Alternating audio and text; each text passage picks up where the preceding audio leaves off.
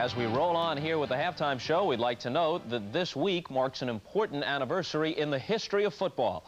We couldn't let it pass without taking note, and for that we turn to Frank DeFord of Sports Illustrated. Frank? Bob, 20 years ago, the Jets beat the Colts, the greatest pro football upset. 30 years ago, the Colts beat the Giants in overtime, the greatest game ever played. But exactly 75 years ago this Tuesday was played the single most important game in the history of football. November 1st, 1913, on the plains above the Hudson River, a little school from Indiana that nobody had ever heard of, named Notre Dame, beat mighty Army. And thereafter, football was never the same again. You see, that one game established the forward pass and brought football into modern athletic warfare. But let's go back a moment and set the stage before we pass forward again.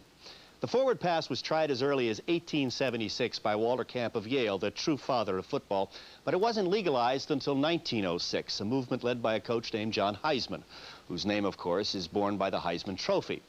The pass came to football strictly because the sport was too rough. This is ironic nowadays when passers are the ones being decimated, but in the early years of the 20th century, football was so violent at the line of scrimmage that even the president himself, Teddy Roosevelt, had threatened to outlaw the sport of football.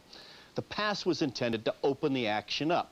At first, though, most coaches decided that the pass was only a cosmetic gimmick, and especially in the Northeast, where almost all the best teams were concentrated, everybody kept playing crunch football. In fact, the man who first exploited the pass was the coach at little St. Louis University named Earl Cotchams. The first legal pass, so far as we know, was thrown by Cotchams' quarterback, Brad Robinson, against Carroll College in September of 1906. This kind of ball, which compared to the modern one today. Now, you weren't allowed to throw a pass more than 20 yards, but then not many people could throw this ball 20 yards at all. But despite St. Louis's success with the new strategy, the real teams kept grinding out the yardage. And then in 1912, little Notre Dame just dropped a note to Army and asked for a game. And Army wrote back and said, sure, why don't you come by next November 1st? All that summer, the Notre Dame quarterback, Gus DeRace, and the team captain, Knute Rockne, NN, practiced passing, where they were holding down summer jobs at a resort on Lake Erie, Cedar Point, Ohio. Gus, we're going to pass the Army. We're going to pass them dizzy. Give me that ball. Rock, if that works, it'll make history. Certainly. Let's try making history. Take it.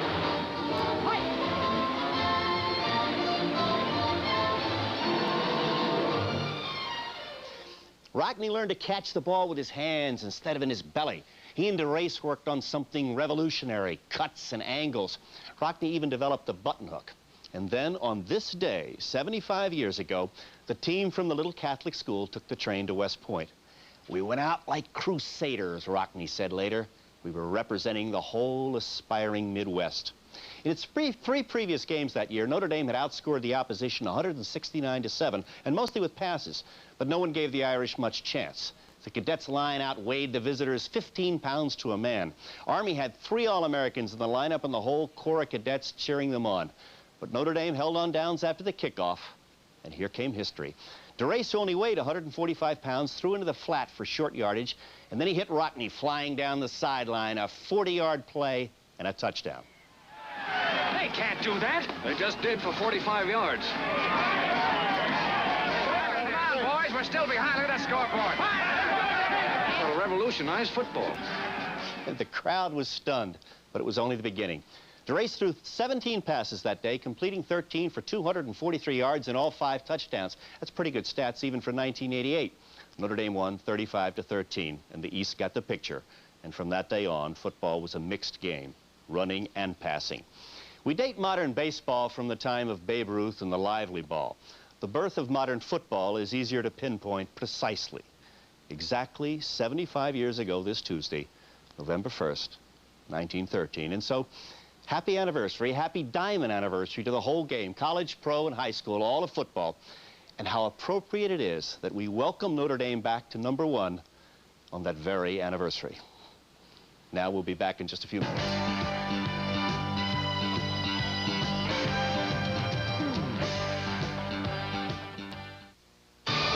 One shocking capital crime We're breaking in. We've got an assassination in Washington. triggers one man's rise to power. There he is, Sam. That's our man. Because he's capable? Because he's famous.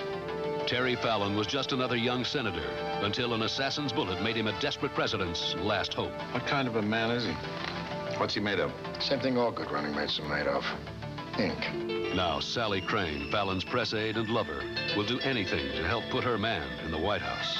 Terry, it's a dream come true. My God, it's gonna happen. It'll happen only if the gunman that made Terry Fallon famous doesn't try again. He's a mindless, flawless, cold-blooded killer. We'll find him. Do we want to find him? 2 lone FBI agents will work the case that no one once solved. The green kid and the lame duck on a hit like this, if they really wanted it busted, they'd assign a whole division. For Nick Mancuso, it's a case that will either change his life What started this? or end it. They're too big, Mancuso. You're never gonna get them. And for young Agent Ross, it's a lesson in seduction, as Sally is torn between the powerful senator and the man who could expose her. Fallon's a figment of your imagination. He's a puppet. You pull the strings. He's the right man at the right time, and I want him to be president. In a town filled with secrets, He brought a friend home to help him rape his wife and put her in the asylum.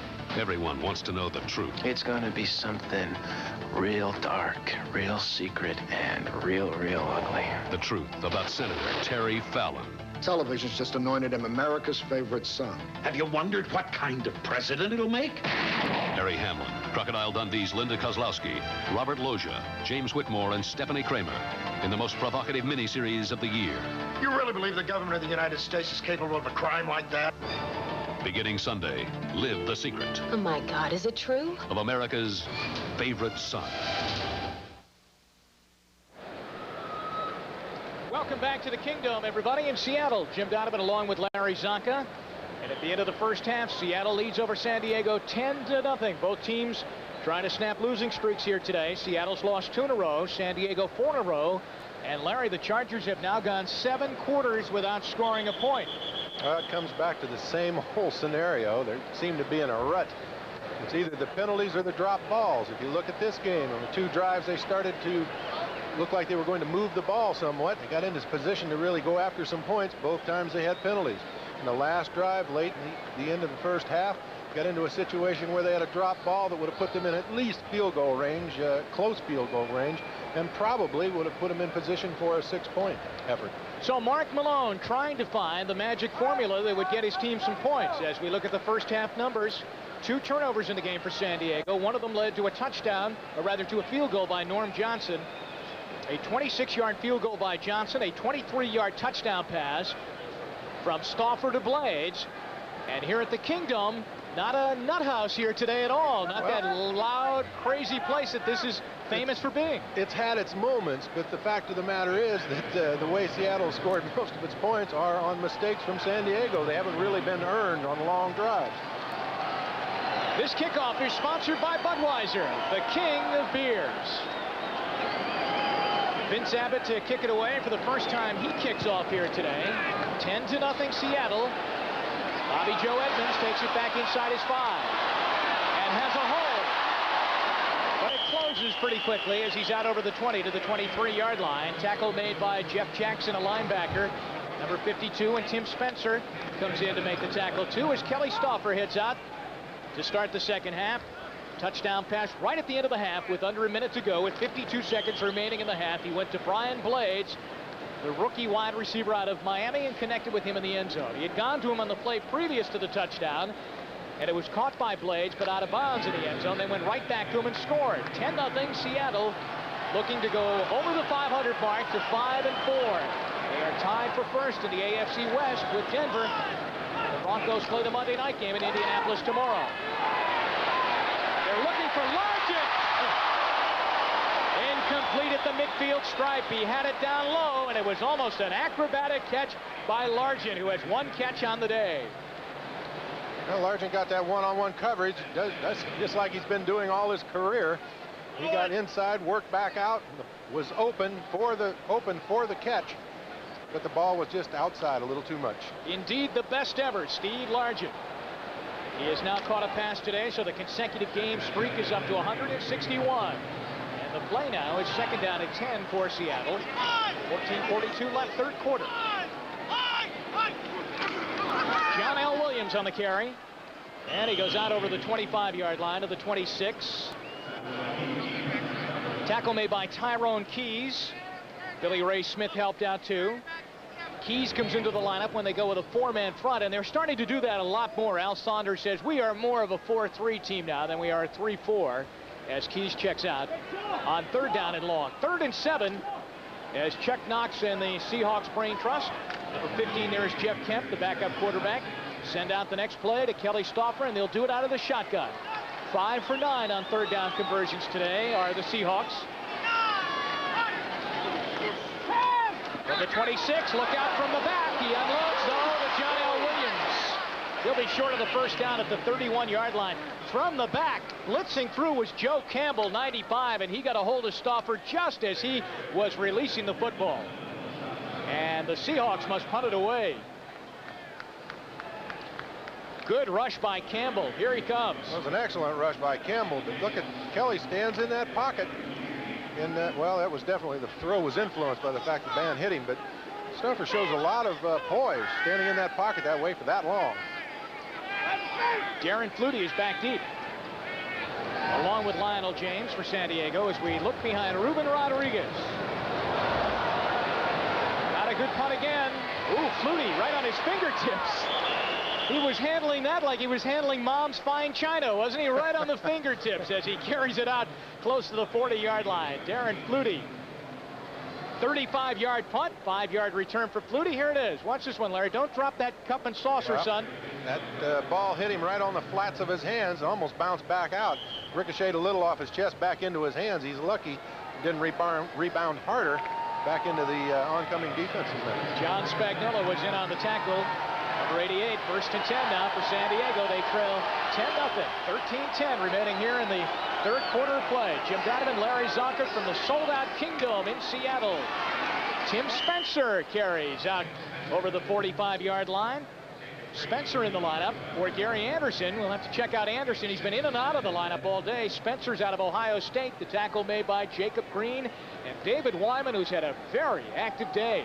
Really, with Wyman having a big day for the Seahawks, you don't notice that Bosworth is out of the lineup. He seems to be picking up some of that slack. Well, Jacob Green's picking up a little, too, over on that side.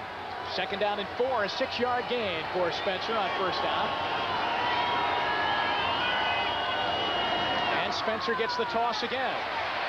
Avoids a tackle and gets a 1st down out over the midfield stripe. Inside Seattle territory down to the 49-yard line. Tackle made by Joe Nash. Looked like Como had the shot at him. Como takes the inside on him, shoots the gap, gets an arm around him.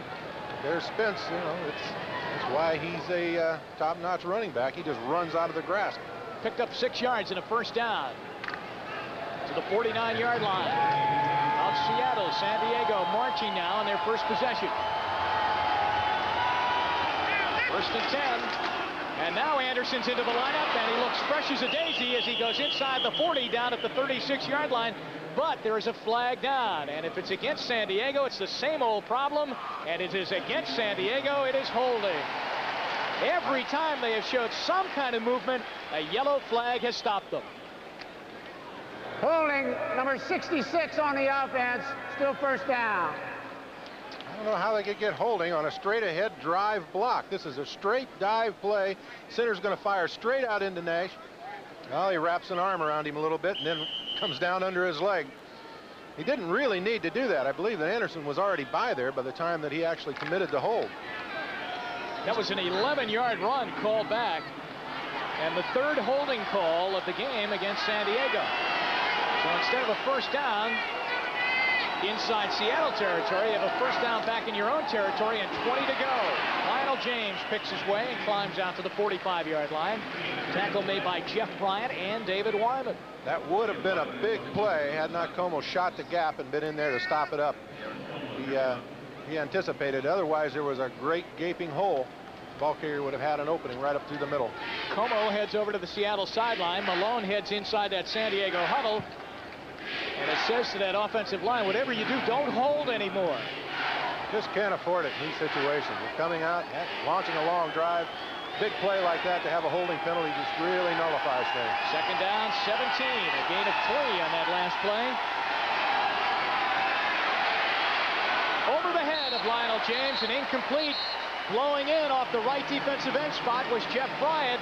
Malone had to get it over his head, but in doing so, he also threw it over the head of 5'7" Lionel James. That's the second time Malone's had a problem with lofting that ball just high enough to clear the oncoming defensive lineman. Right here, you'll see it. He just gets too high of trajectory on it. Before, he was a little too low, and the fella knocked it down. Do you remember that? I believe it was Bryant the last time, wasn't it? That knocked it down early. No, that was Wyman. Yeah, that was Wyman that got in there that time. Bryant, incidentally, got by Ken Dallafor, who was trying to block on him, and now you have third down at 17 from the 45-yard line. Malone really having to yell out to his team so that he can be heard. A wobbler, a knuckleball incomplete to Quinn Early at the 45-yard line. I don't think it was deflected, but it was flopping side to side, and Early had all he could do to just watch that one come down to him. So it's incomplete, and Chuck Knox and Al Saunders continue to write down notes on the sideline. You'll see Malone, well, you won't see on the replay, but he had cocked the ball, started to throw, had to recock the ball. When he did, it got a little loose in his hand, and you can see the lame duck that flew out. Moisienko into the football. It hits inside the 15, and Bobby Joe Edmonds takes it on a big hop. And Sam Seal chases him down at the 11-yard line. Good pursuit by San Diego, and a nice punt by Moisienko. There's Sam Seal, a 48-yard punt, a 3-yard return, but still San Diego is scoreless. The winners. John's got it all. He's got the great gun, probably the greatest gun in the game, the strongest arm in the game. Don Shula's right on target when referring to the rocket right arm of John Elway. His ability to fire the football has brought the Broncos to a pair of Super Bowls. With the best years of his career yet to come, John Elway will continue to be a winner. Today's game is brought to you by new Extra Gold Draft in bottles and cans, the one with a full tilt taste. By Dodge Cars and Trucks, on the street or off the road. It's the new spirit of Dodge. And by Radio Shack, the technology store. Welcome back to the Kingdom, everybody. Jim Donovan along with Larry Zonka, new owner of the Seattle Seahawks. Mr. Spanos. Well, that's the owner of San Diego. Barry Redden, a report from the sideline, has being x-rayed, possible broken finger. Kurt Warner, Ken Birding, the new owner of the Seattle Seahawks, as Warner makes the carry on first down. 10:15 left to go, third quarter. Warner back to the huddle. He may be a little upset that I mixed him up with Mr. Spanos. I don't know, with a nice sellout house here today. This is a good team to own right now. Automatic sellout every time they come in here today. Looking to snap a 2-game losing streak. Second down and 10. Warner didn't get anything on that first down carry. The ball is at the 11-yard line. Stauffer throws, and it is caught as Largent makes the catch out near the 20-yard line. His second catch of the day, and 10 yards should give them a first down.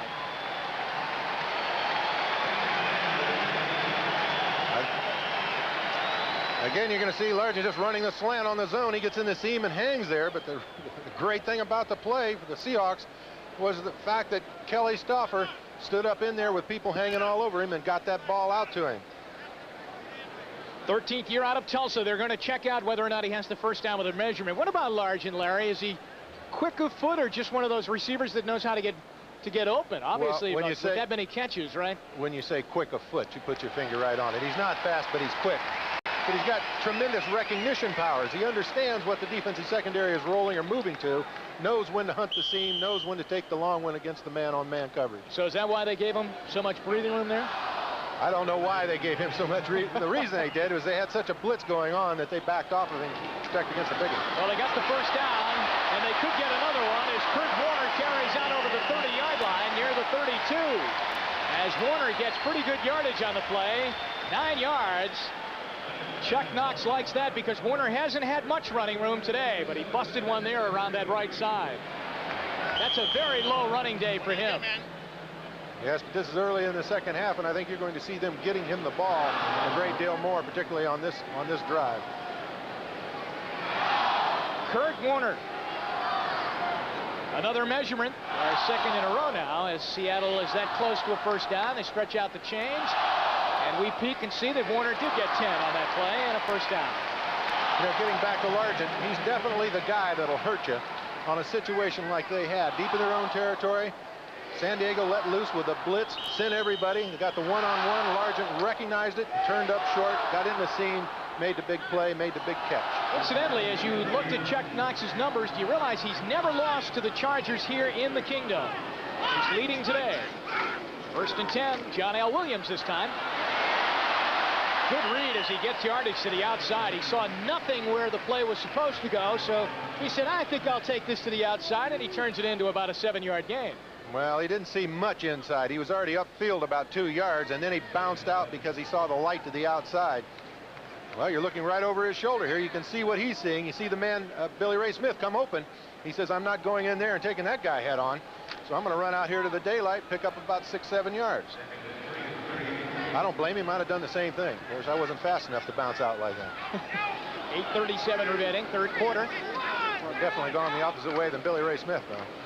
Here comes Warner again, and he reads it to the 40-yard line. As that one started to the outside, then he cut it back up the middle. Billy Ray Smith over on the tackle.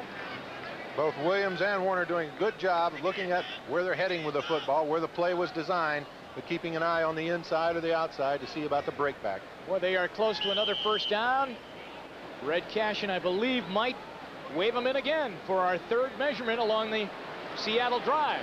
Warner was very aware of where that first down marker was, and he saw that little bit of daylight right up in the middle. He broke that long run to the outside off and took it right up through the middle on the gamble that he could make the first down. All right, they're just a couple of inches shy.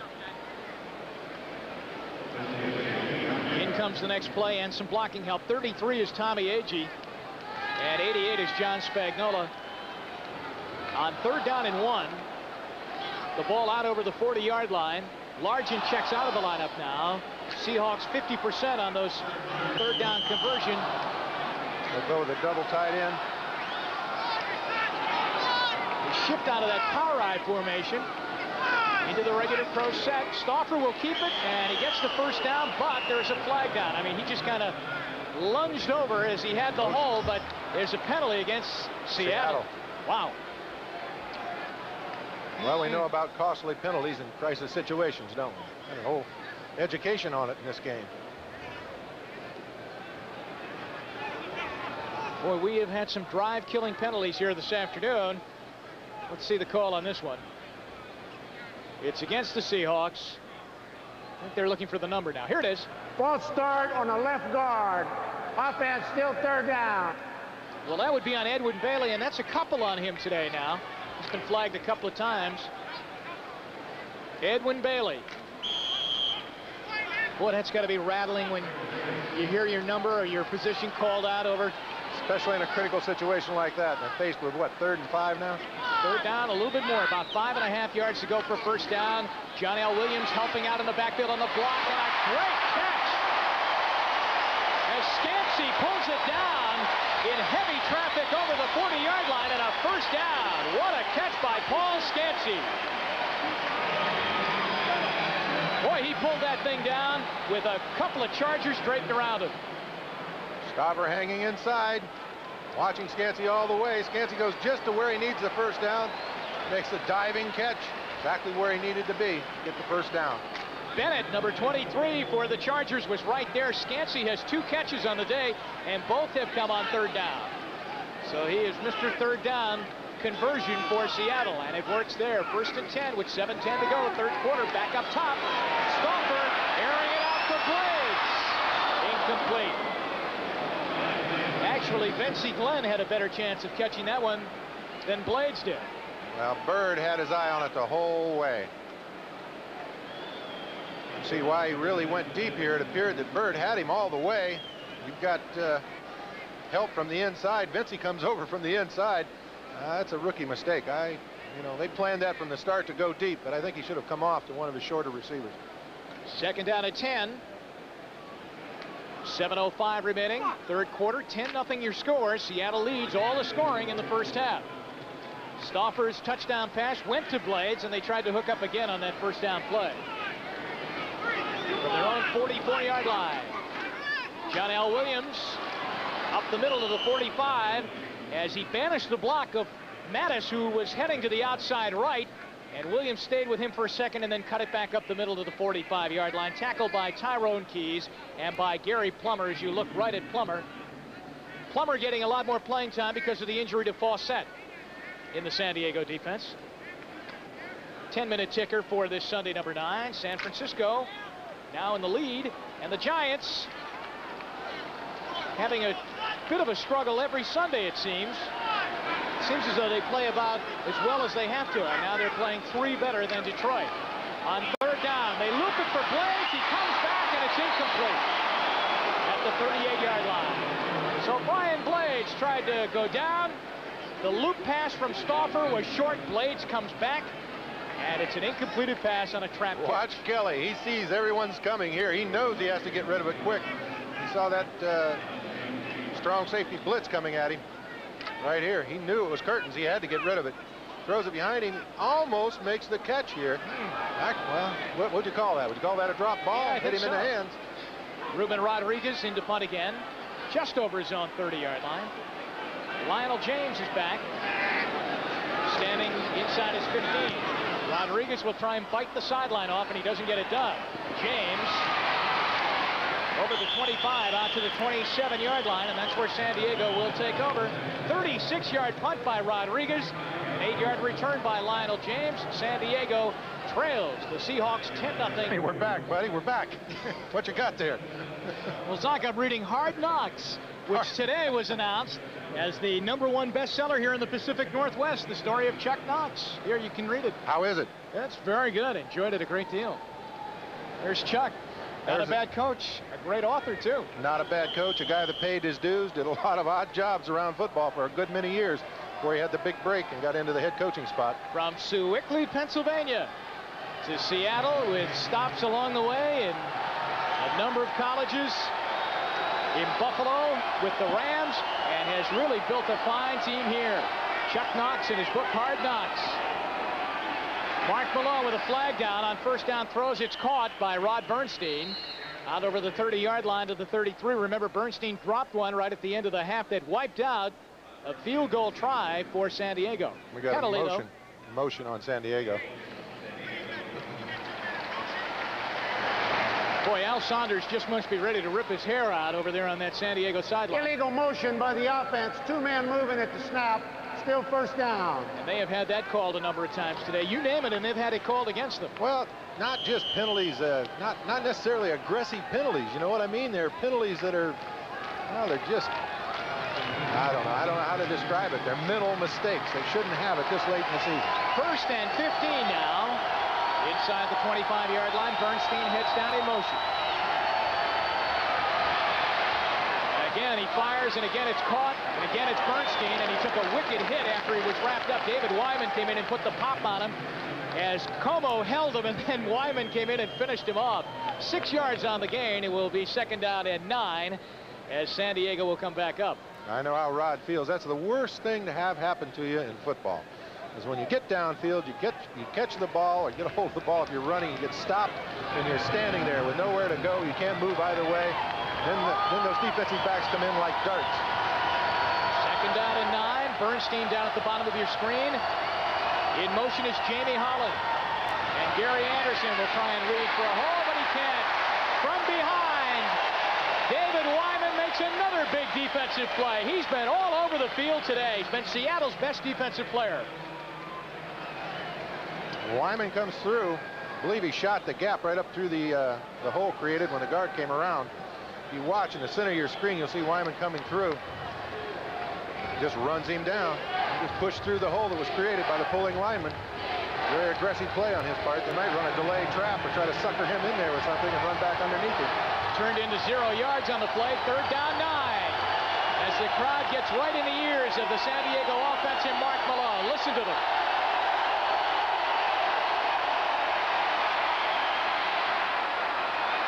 And the pass is short at the 40-yard line. Incomplete. Intended for Jamie Holland. Paul Moyer and Melvin Jenkins were over there. There's Holland, who's been a building project for San Diego. as Charlie Joyner, their wide receiver coach, has been working with Holland. He's got to really bell her out here, carry over the noise of the dome. Moisienko into punt. San Diego's offense stalls again, and they must give the ball back to Seattle. Bobby Joe Edmonds ready to take. Very short punt by Moisienko and a sideways bounce. Holland gets down on it at about the 39-yard line.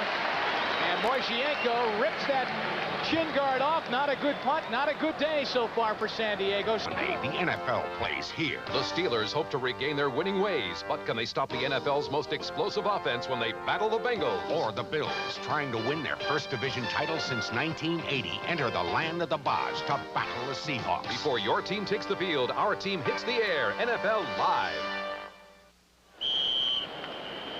Week number 9, our headliners. Dallas loses again inside 2 minutes. Boy, when the 2-minute warning comes, Tom Landry shakes. And Cleveland wins a big one on special teams. They beat the Bengals. And here we are, 10-0. Seattle leading, and Kurt Warner running and getting collared at the 45-yard line. Keith Browner chased him out. Jeff Jackson was there too. Doug Flutie says, take that, Jim McMahon and the Chicago Bears. And boy, they took it at Sullivan Stadium in Foxborough, 30-7. And the Bills defense, as Buffalo just continues to pound away. 2 TDs, 6 sacks, and Green Bay only 110 yards. Best record in the NFL, Buffalo at 8-1. Those are your headliners on week number 9 in the NFL. Second down at 4. Warner got 6 on that first down carry. Seattle leading 10-0. Tice, the tight end in motion. John L. Williams, the runner. And he's got a first down inside San Diego territory, down to the 49-yard line. Tackled by Tyrone Keys. Larry, when that tandem is working, Warner and Williams, they are very, very good. Well, inside, outside, both of them have the ability to break back inside. They have good vision inside. We demonstrated that throughout the first 3 quarters. But I like the way Williams hits and has a secondary burst of speed and momentum. You know, he seems to drop down when he gets hit and run heavier from his lower legs. Boy, you hear all about John L. Williams' blocking ability. Today we're watching him run the ball, and he's been very good. Play action fake to Warner. In heavy traffic, Billy Ray Smith is right on top of Tice when he made the catch for a very short game, maybe 2 yards, and that's it. Down to the 46-yard line. And you mean literally on top of him. He was right up on his back. I'm surprised we didn't have a flag on that. Billy Ray Smith snuffed that play out. He on the tight end, Mike Tice, right on top of him when he made the catch. So it will be now second down and 8. The ball is at the 46-yard line. We're down to 2:23 remaining here in the third quarter. As we check the scoreboard, Minnesota shoots ahead of San Francisco. And the Raiders lead Kansas City. The Giants maintain their 3-point lead. Warner, knee down, and couldn't hold his footing as he gets inside the 45-yard line, down near the 44. Tackle made by Gary Plummer. 3-yard gain. It will be third down. It's like Joe Phillips came across there and tripped him up before Plummer actually made the stop. San Diego's got to come up with a big play here and stop this. Seattle's gaining a little momentum on this drive, and it looks like they're going to score points. It's kind of a make-or-break situation for the Chargers defense. So a big play for them now. Third down and 5. 4 wide receivers into the game for the Seahawks. And Stauffer will take it from the shotgun. Incomplete. He had John L. Williams wide open at the 35-yard line. I'll tell you, if he makes the catch, there isn't a Charger within 15 yards of him. Wide open, right over the middle. They sent the backer on the inside. They make the connection. He goes either to the 10-yard line or possibly even to the goal line. You'll see, Stover, you see the blitz coming inside, left side of your screen. Well, you don't see it there, but it was. And then you see the bad throw. That's definitely a rookie mistake there. He saw it so quickly and wanted to capitalize on it. He didn't have the ball in hand correctly. Right over the down marker, you check out Ruben Rodriguez. As again, he will attempt to try and knock it out inside the 20. Both Rodriguez and Moisienko have had trouble doing that today. Let's see if he gets it done this time. Hangs it very high. Darren Flutie with the fair catch call, and it's well into the end zone, a touchback. Ball will come out at the 20-yard line. The Seahawks, Rufus Porter took it on the high hop and downed it at the 3, but the ball had only gone about 6 yards into the end zone. All right, San Diego trailing 10-0. They'll have the mission of Al Saunders, as you see him with arms folded in the white sweaters to find a way to get his offense scoring. They have not scored in 7 quarters. And now have the ball first and 10 at their own 20, trailing 10-0 here in the Kingdom. Late stages, look out, Malone's in a lot of trouble. Gets it out to Cox, though, and he's got some blocking, too. Arthur Cox carries out over the 30-yard line, and the amazing part of that play is it's going to translate into a first down. That play looked like it was going to be a disaster. I don't know if they diagrammed it that way on the chalkboard, but it must have been confusing if they did when they first laid eyes on it. Wow, but whatever works. Amazing. Watch this. This is trouble. They come off the play action that they've had some degree of success with Anderson on. The problem is number 72, Nash, does not get faked out by it. He turns and almost puts an end to it early. The pass is barely there. Cox makes a gain out of it. M.L. Johnson was the linebacker that was right in Malone's face. And he got that pass off. First down. Here's Spencer with a big hole. And he rumbles and rolls out over the 40-yard line for a first down out to the 43. That play reminiscent of the play that Anderson ran on the inside when they had the holding penalty. Remember the straight ahead dive. It seems like they can do that against this defense if the penalties don't kill them. Here's some tough running by Spence. Followed his blocks, does a good job of rolling off the impact of the second hit. Picks up a first down in the maneuver. 11-yard gain for Spencer, who has run well out of that tailback spot. He has 28 yards rushing. San Diego, I'd pound that middle a little more and make them respect that run. 35 seconds remaining here in the third quarter. That was Barry Redden in motion. Malone fires, and Anthony Miller catches out over the 45 to the 48-yard line. Anthony Miller hit immediately after he caught the ball by Patrick Hunter. Well, they're starting to mix the run and the pass, a little ball control, using a little bit of different things. Hopefully it'll work for them this time. Make the game interesting. 10-0 the score. No scoring here in the third quarter. Seattle had a 10-0 lead at the half. Time will run out here in the third quarter. And at the end of the third quarter, the score is the Seattle Seahawks 10, the San Diego Chargers nothing. We'll be right back after these messages from your local station. That is not a victory dance yet. As we start the fourth quarter, I'm Jim Donovan along with Larry Zonka. It is 10-0. The Seattle Seahawks lead over the San Diego Chargers. The Chargers have now gone 8 quarters without scoring a point. They appear to be moving this drive. Hopefully they'll get some points at the end of this drive. Second down as we begin the fourth quarter, and 5 to go for a first down at the 48-yard line, their own 48. Spencer, oh, he hits the official and carries the football down to the 35-yard line. Now let's go to New York for an NFL Live update. And here's Gail Gardner. All right, Jim, we have an update on the knee injury to Bears quarterback Jim McMahon. He will be out at least 4 weeks, possibly 10. He sprained the medial collateral ligament in his right knee on this play against the Patriots. If there is a tear in the ligament, he could be out for the season. Let's go back to Jim and Larry in Seattle. Thanks, Gail. 10-0. Seattle in the lead over San Diego. But after that run by the Chargers, Spencer carries. He's got another big hole. He's to the 15. Look at him go down to the 11-yard line. Tim Spencer battling all the way down inside the 15 down to the 11-yard line and a first down for the Chargers. Remember what we talked about, Jim? The size of those offensive linemen pounding out. They got some huge people in there. Rosado at center. The right guard, McKnight, Richards all firing out. They're creating a hole there. And Spence can handle it. He likes to run inside. Spencer at 24-yard run, a first down. Now the Chargers try and punch it through. They're at the 11 on first down. They go right back to the hot hand, but this time they tie it up. Spencer again, and he'll be lucky to get to the 10-yard line as M.L. Johnson, Jacob Green, they're all there to stuff the play down, and also Jeff Bryant. They're all being pulled into that middle because San Diego's handling that middle so well. Now's the time for the fake play action to get the back one-on-one to the outside. San Diego choke your chicken. Let's see if they do right here. 10-0 Seahawks. Crowd now becomes the extra defensive player on the field. Second down from the 11. Big blitz and a touchdown to Anthony Miller with flags flying. Anthony Miller, look at Malone down on the floor of this Kingdom turf as he got drilled by about 5 Seahawks racing in. We'll see if the score counts, though. Chargers indicate that it's against Seattle.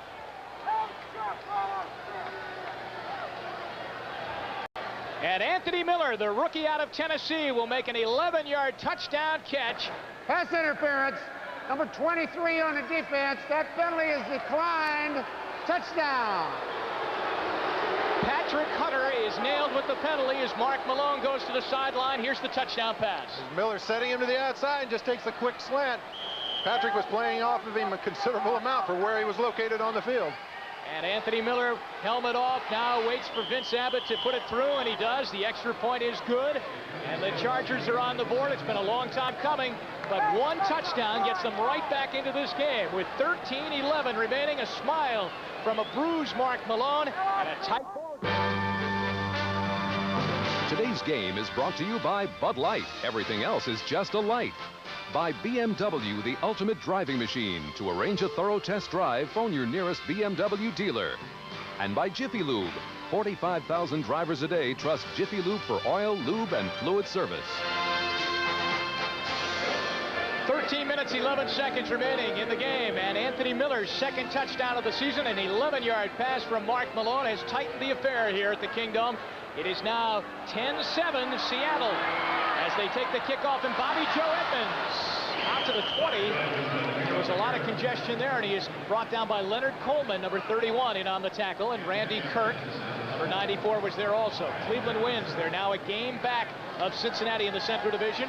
Rams win on 4 field goals. Doug Flutie with a big day beats the Bears. Buffalo big over Green Bay. Pittsburgh loses an early lead, and the Jets win that one.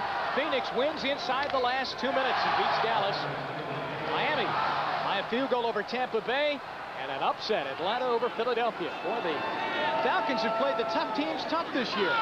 1st and 10 now for Seattle. They have to get back to work as Kurt Warner gets stopped right at the line of scrimmage. And a fired up San Diego defense as we look at Babe Laufenberg warming up on the San Diego sideline. Remember, Malone took a real pop on that touchdown pass. These games in the 4th quarter now. 49ers leading, Giants leading by 3, and the Raiders have upped their lead to 10 over Kansas City. So that gets you square, and we are at 10-7, Seattle. 4th quarter, 12:30, clock running, remaining in regulation time. Seahawks now nursing a 3-point lead on 2nd down and 11. Warner actually lost 1 on that play. Stauffer with a big rush. Here comes Williams, and he unloads the pass, and it's incomplete. Lee Williams had him. Calling him in the grass right there. Rightfully so. Larry, the momentum has completely changed in the game right now. San Diego's a fired-up football team. I saw on the first play from scrimmage when Warner ran that ball, Jeff Dale came up, tried to strip that ball out. So you see a little gusto getting into the veins of San Diego. As you see number 99 coming in there, Lee Williams. He's been pressuring all day. He had him in the grasp, got a little high on him, though. You don't want to stay up around that quarterback's head. Those referees are very touchy about that. Now you've got 3rd down and 23 as Mark Malone telephones upstairs. Getting set to come back out on the field if the defense can hold Kelly Stauffer here. It's a screen pass to John L. Williams, and they snuff it out very quickly. Once again, Joe Campbell is in to get Williams on the play, as Campbell's been a good defensive player for San Diego today. And there he is, number 95. 4th down and the punting unit on. He's been all over the field, as well as Lee Williams, again putting pressure on. Remember, we talked at the top of the game how important it was for number 99 to be active and have some pressure coming. As you watch Mark Malone talking upstairs, he's got the red phone. He's talking to the big guy up there. That's the offensive coordinator at the other end of that. Malone has a bit of whiplash after that touchdown pass. He took a couple of vicious hits when he unloaded the pass, but he should be able to come back in. Now, big punt for Seattle's Ruben Rodriguez. Hits it high. Darren Flutie at his 37. Out to the 44-yard line. Good field position. 49-yard punt, 8-yard return. Malone's team is down by 3 with a chance to rally them when we come back to the Kingdome. Malone really paid for that touchdown pass, Larry. Well, they caught him in the air. You can see him motion about his arm and the whiplash effect he had on his head. Those 3 big defensive linemen got a hold of him on that touchdown pass, drove him into the ground, bent his arm over. I think gave him a little whiplash in his neck, too. He's definitely a little sore right here. The wave going on here at the Kingdome. And a San Diego comeback is going on, too, and they're going to try and snuff it out. 1st and 10 for the Chargers. Tim Spencer is wrapped up and dropped for a loss by Darren Como. And that's what the crowd does. It really ignites them defensively. Well, it does that. It takes away the checkoff possibility at the line. Malone almost has to stay with the play called because he simply can't be heard to check off. Out of the lineup, Spencer and Redden. Into the lineup comes Gary Anderson and Rod Bernstein. Jamie Holland comes out wide to the bottom of your screen. Anthony Miller, who caught the touchdown pass, is at the top. A loss of 1 on that last play. 2nd and long. Malone. It is caught as Bernstein makes the catch inside Seattle territory. Very close to a 1st down. Down at the 46-yard line, and that will be very close as Malone, his arm looked fine on that pass. He threaded the needle very well, but it looked like Como was coming over. He had dropped to his zone spot and was coming over underneath the ball from this angle. Looked like he came very close to intercepting that ball or getting a hand on it. It is a 1st down. 1st and 10 now at the 45-yard line of Seattle. Chargers down by 3. Bernstein goes in motion. Malone again to Bernstein. It is caught at the 42-yard line.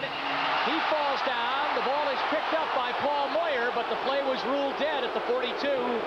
So it's another catch by Bernstein, 82. And San Diego continues to move forward to try and attempt that tying field goal. Appeared that Bernstein had stepped out of bounds with his right foot there after the throw. See Malone coming back and taking a look deep downfield. Looks at both his wideouts deep down and then comes off to Bernstein, who's right on the Bernstein right on the edge. Oh, there's no way that he was out of bounds. Very close call. 2nd down 7, only a gain of 3. Bobbled snap. Malone's going to try and get it back. Seahawks say they have it. What's the call? Seattle ball.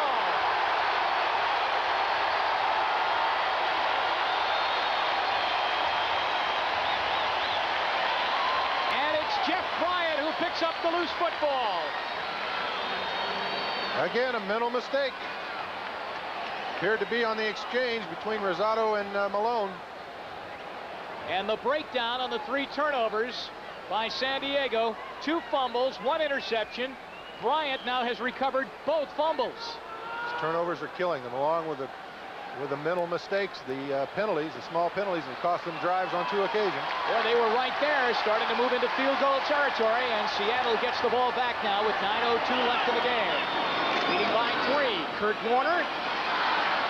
Loose football there, too, and I think Warner got it back. He was juggling that ball out over the 45-yard line to the 46, as we almost had Seattle turn it right back over the other way. But Warner hung on. The reason he was juggling that ball was Billy Ray Smith and Keith Browner came in there and hit him so hard that the vibration literally bounced the ball out of his hands, but he regained it before it got away from his body completely. 4 yards for Warner.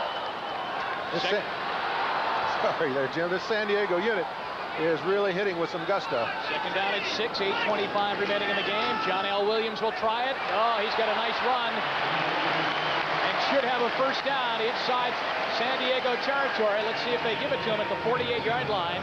Tackle made by the strong safety, Jeff Dale. He comes up to make the hit on John L. Williams. And what a day for Jeff Bryant. 2 fumble recoveries. But this second one was a real killer for San Diego as they were moving towards the tying points.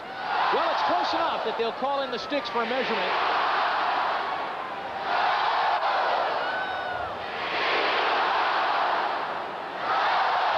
Red Cashin, your referee, and they stretch him out, and let's see if Seattle has the 1st down. They will be just shy by a couple of inches. Chuck Knox working on that gun. 3rd down and less than 1 for his team. John L. Williams, that's his day. The all-purpose back, rushing and receiving today, and part of the sellout crowd here at the Kingdome today, which is trying to pull Seattle through and out of a 2-game losing streak. They lost to San Diego earlier this season at Jack Murphy Stadium, 17-6. Kelly Stauffer now with a big play. 3rd down, less than 1, 8 minutes remaining in regulation time. He'll keep it. Boy, he'll just just get it. Second effort made it. On the initial hit, Larry, he didn't have it. No, the second effort put him across. The initial hit, he actually got driven backwards a little bit. And got his head coach's attention. See, Knox over there. Yeah. I think it was Lee Williams that made that initial push. Let's see it when Stauffer lines up. This is third down, less than one. Here it is. Right here, that's Billy Ray Smith that came in with that initial hit. And he got pushed. His momentum carried him off to the left, and you could see Kelly make the second effort. That's what he gained the first down with, if in fact he gained the first down. Well, they're going to measure it again. They were inches shy the first time that they brought the sticks out on second down. Now on third down, they find that Seattle has it by half the length of the football. And the drive continues, and of course, they'll use some more clock now, too. We are under 8 minutes, 7:55 remaining. We'll see Seattle now go to the running game a little more, trying to burn up that clock. It's getting down around 7 minutes now, and they'll start to concentrate on that. Of course, the surest thing to do is go down and score 7 points, but if they can't do that, they'll certainly take their time in their approach. Williams and Warner in that backfield. Play action fake to Warner. Stauffer going to go big down the sideline. Got a man wide open. Benny Blades makes the catch. Brian Blades inside the 10 at the 9-yard line. It's first and goal, Seattle.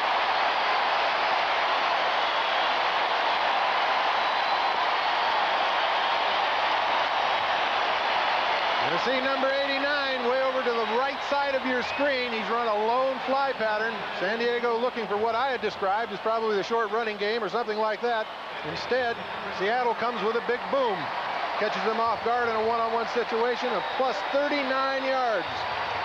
Brian Blades has a touchdown catch, but this one might have been even bigger. As he makes a 39-yard catch, ball is inside the 10-yard line. I think they're going to take a look at this play on replay to see if indeed he had his feet in. Let's watch and see if Blades has both feet down. Here's the long bomb by Stauffer. On the other end is 89 Blades. Now you watch the feet. He's got one right there, and he's out of bounds right there, isn't he? The way it looked from our angle. Earlier, he had that second foot down. And I believe they're going to reverse the play, Larry, and it's going to be called back out of bounds. Let's wait and see. Red Cashin getting the call. Pass is out of bounds and incomplete. Oh, baby.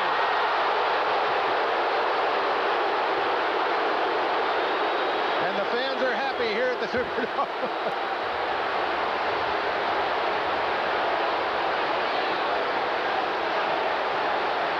There's the first foot. There's the second foot. Yeah, his first, when you first looked at it, it appeared that his foot was on the ground when he made the catch. It actually wasn't. His left foot had come up. Kelly Stauffer looks back over to the sideline. The fans irritated on the call. They have had now 3 very close plays, 2 in the end zone, and now this one along the sideline have been ruled out of bounds. But this one was by far the closest as Blades heads to the sideline. He did not have the second foot down when he had control of the football. Well, any part of your foot touches that sideline, you're out. So it's a fairly obvious call, and we saw it on replay. Second down and 10. The ball will be snapped from the 48-yard line.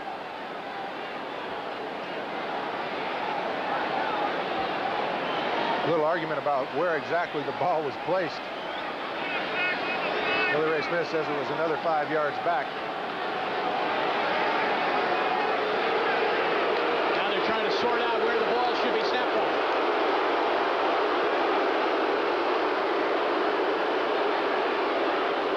Yeah, and according to where we see the replay, it appears the ball is placed correctly.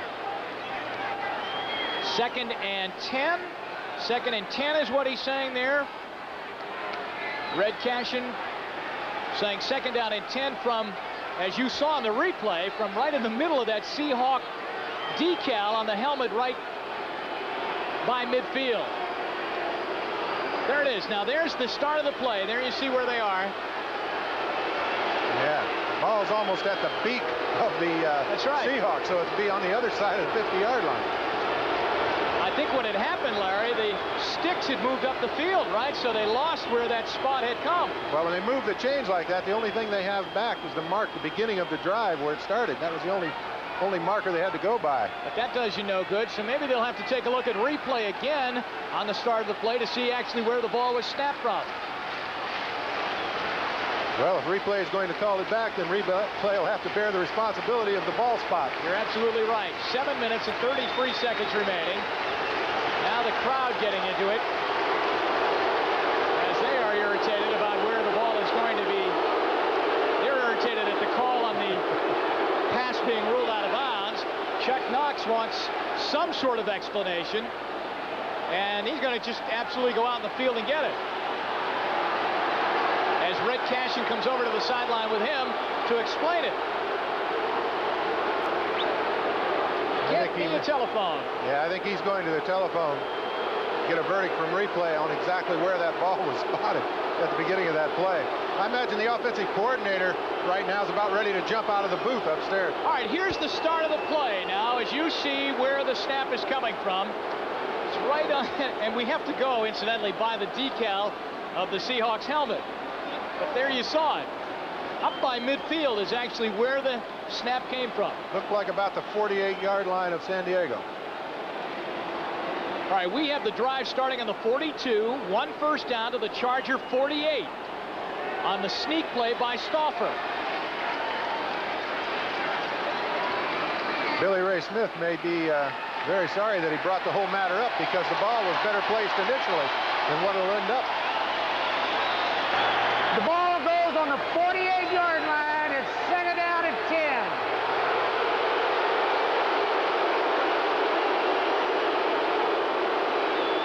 Yeah, because remember, Larry, Stauffer snuck for the first down. They had the measurement. Then on first down, they went big to Blades. And that was eventually, it seems like an hour ago, ruled out of bounds. Right now, they're arguing over which 48-yard line. Now they've got it. They were on the 48 of Seattle instead of the 48 of San Diego. Al Saunders doesn't like it. The new owner says, the new boss says, thank heavens for that decal and the beak on that helmet, because we finally straightened out where the ball should be at the 48. Now still we're waiting for play to resume. This is incredible, isn't it? It surely is. I think when you have that, what you pointed out, when the chains move, there's nothing left. Once those chains move down there to explain or remind you of where the ball was. I think the statisticians will have to be consulted to find out exactly where the placement is. I don't think they'll even go on the replay, fellas, from the mark that they would get off the replay of the down. Well, now it's perfectly clear to me, Jim. Have you analyzed the situation? Are you clear enough? I think we've analyzed it, overanalyzed it, and reanalyzed it again. Well, it started out on the 48 of Seattle, went all the way back to the 42 of Seattle. Now it's ended up on the 48 of San Diego. And guess what? It's 2nd and 10 with 7.5 remaining in the game. Spagnola comes in motion. Are they going to try it again? Well, down the field they go, and Largent makes the catch and is taken out of bounds by Sammy Seal up at the 32 and a first down.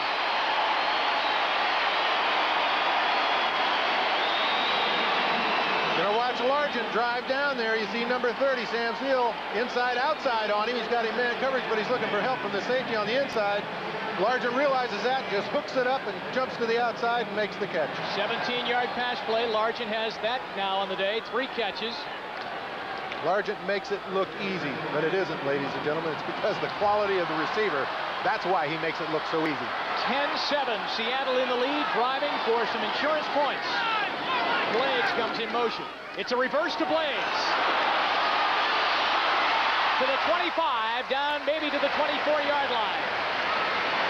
Chris Godfrey, number 60, was out in front on the play, blocking for Blades. The tackle made by Tyrone Keys and Gary Plummer, and Keys gets up slowly after a 7-yard play. Let's check the scoreboard now on Sunday number 9 in the NFL as Chuck Knox waits. Minnesota by 4 over the 49ers. The Lions have tied the Giants 10-10. City in the fourth. The Raiders leading over the Kansas City Chiefs. It is now 2nd down and 3 after that reverse went for 7 yards. John L. Williams kicks his way for a Seattle first down to the 20-yard line. Billy Ray Smith read that play and came in like a wrecking crew. But John L. had enough poise to see what was happening and tiptoe around it. Watch the right side of your screen. You'll see Billy Ray crash in there.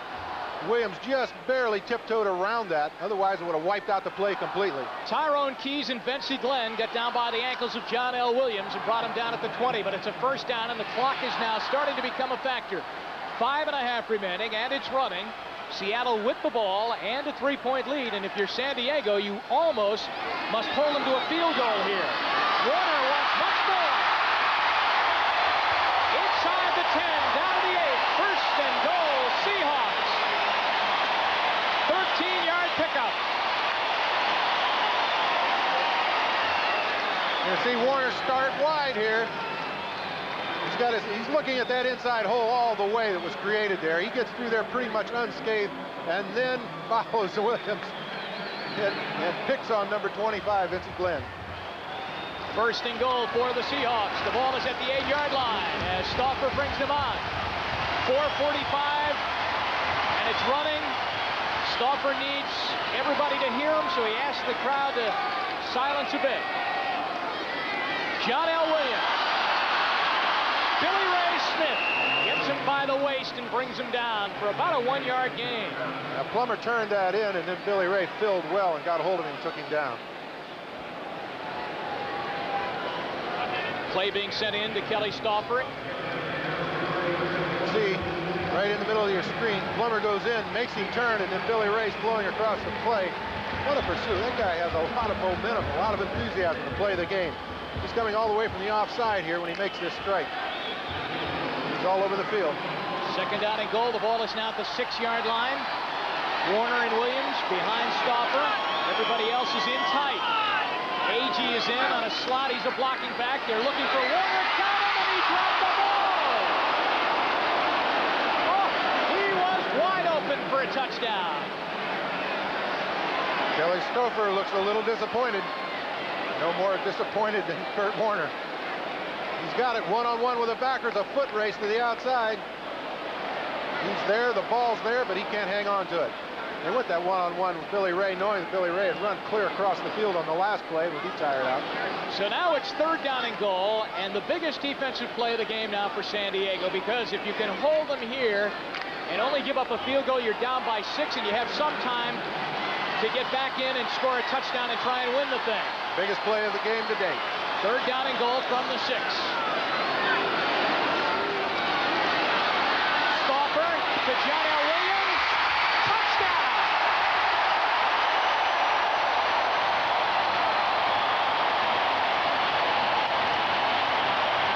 He got the last 2 yards by himself.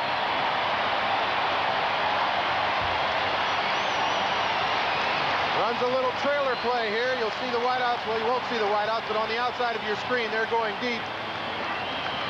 Williams just delays and comes across, lays in under the backers, takes the ball, and then with tremendous second effort, drives in. And almost looked like he didn't make it there, but the ball broke the plane before his elbow dug in, and that's all you really need. John L. Williams with the touchdown. Norm Johnson now with the point after attempt.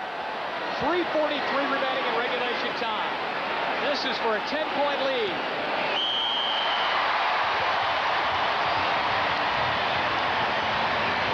17-7 Seattle. Here's the touchdown pass.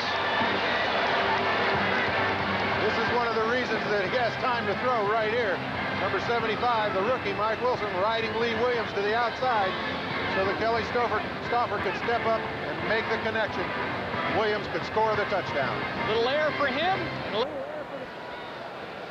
10-point lead for the Seahawks as John L. Williams came up with the catch.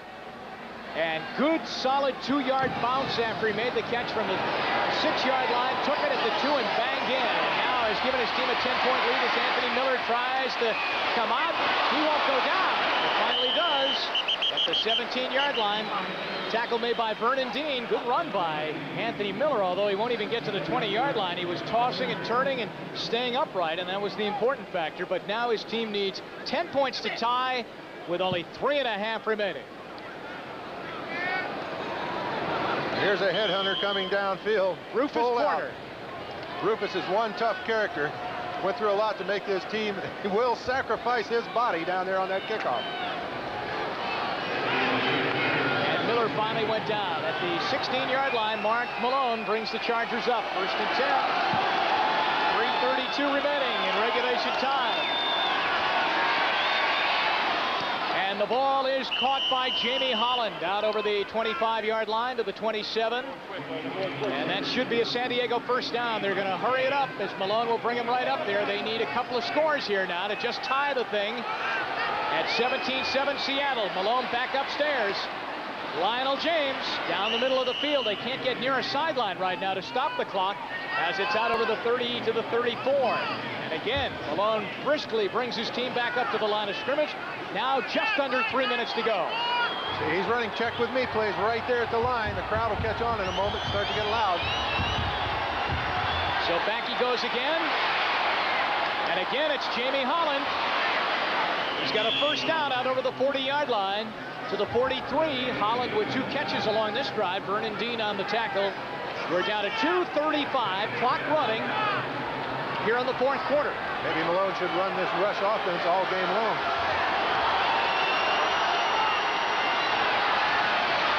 Lionel James inside Seattle territory. Maybe you're right. Down to the 47-yard line. Well, they're getting the deep zone drops, and he's just feeding it to the back, coming out underneath the backers. He'll have to take a timeout now, stop the clock. He has completed 9 in a row now, Mark Malone, as he goes over to the sideline. 2 minutes and 18 seconds remaining. Timeouts remaining, and now that becomes very important. The Chargers have used 1, so they have 2 left as they go over and talk it over with Al Saunders and backup quarterback Mark Vlasic. Scoreboard time now. Minnesota by 4. Giants tied with Detroit. The Raiders by 10 over a disappointing Kansas City team in the 4th quarter. Norm Johnson in the 1st quarter, a 26-yard field goal after a San Diego fumble. 3-0. Right before halftime, 52 seconds left. Stauffer to Brian Blades for a touchdown of 11 yards. 3rd quarter, San Diego, an 11-yard pass. Malone to Miller. And in the 4th quarter, Seattle, a 6-yard pass. Stauffer to Williams. And John L. banged in after making the catch. He needed 2 yards to get across, and he just got 2 yards to bang in for the touchdown that gave them back that 10-point lead. Took 2 defenders with him right across the goal line. So it adds up to 17-7. Seattle with 2:18 remaining. The ball inside Seattle territory at the 47. There's 32, John L. Williams. And running mate Kurt Warner. Richly deserved rest. San Diego has a little momentum built on this 2-minute rush type offense. We'll see if they can gain it back after taking the timeout. 2nd down and 1. Malone shooting it out. Holland makes the catch as Jamie Holland goes up in the air, makes the catch, a first down. The clock continues to run at the 32-yard line. Holland's had 3 big catches, and we'll come up to the 2-minute warning. They won't get this one off. There it is, 2 minutes remaining. In the 4th quarter, Malone trying to rally the troops of the Chargers over to the sideline. It's 17-7 Seahawks. AT&T, the right choice. Dan Marino has thrown for over 4,000 yards in a season 3 times. But who had the first 4,000-yard season? Was it Y.A. Tittle of the Giants, Joe Namath of the Jets, or Fran Tarkington of the Vikings? Which would you choose? I think it's important that customers challenge us because it's key that I can prove to them that what we offer is the best for their business. If you read an ad that says you're going to save 20 or 30% by going to somebody else, and you call me first, then that's the best reaction I'm looking for, because then I can show you how you're not going to save 20 to 30%. And if every customer called AT&T before they did anything, we'd have very few customers going to the competition. Joe Namath threw for 4,007 yards in 1967 to become the first quarterback to reach that magic mark. If you said Joe Namath, you made the right choice. If you're like me, you want your engine to perform. That's why you and I both need Quaker State with QSX. No other oil runs cleaner or fights sludge better. And it's the same Quaker State you buy right off the shelf. The big Q stands for quality. Always has, always will. When you need tools, any kind of tools, for every kind of job, one name gives you more good choices than any other. Craftsman. Okay, back at the Kingdome in Seattle. Sometimes that has moved easier than some of the offensive units here today, Larry. That's been a little bit more fluid. Well, here, except for the last minute or so of this fourth quarter. Yeah, you're right. Malone's had people out moving around. What's happening is they're dropping into the deep zones, forcing the offense to burn up a lot of the clock and letting them sneak out some offensive backs underneath the coverage to pick it up. 2 minutes to go. Been two great throws on the drive by Malone. The ball at the 32-yard line of Seattle. They are down by 10. The Chargers are, as Malone going into the end zone in a lot of traffic, and it's incomplete. He was looking for Lionel James, and they had a lot of deep zone around that play as they had that pretty well covered. Big blanket, Patrick Hunter, Eugene Robinson, 2 of the 4 that were there. As you look at it over Malone's shoulder, you'll see he tries to force it deep in there to almost a coverage of 4, but as the ball flies, well, you didn't get a look at it, but Arthur Cox was halfway down there. He might have had it about 10 yards deep. Lionel James showed up to the wrong party there. They were all blue jerseys. Or at least he was wearing the wrong outfit. You don't want to throw it into coverage when there's 4 of them there. Second down and 10. A minute 53 left. Cox has it go off his fingertips, and Moyer almost picked it off. Maybe that's the reason that Malone didn't go to Cox on the last play. The offensive coordinator obviously saw what we saw on the last play, called it to Cox to leak out late over the middle and pick it up.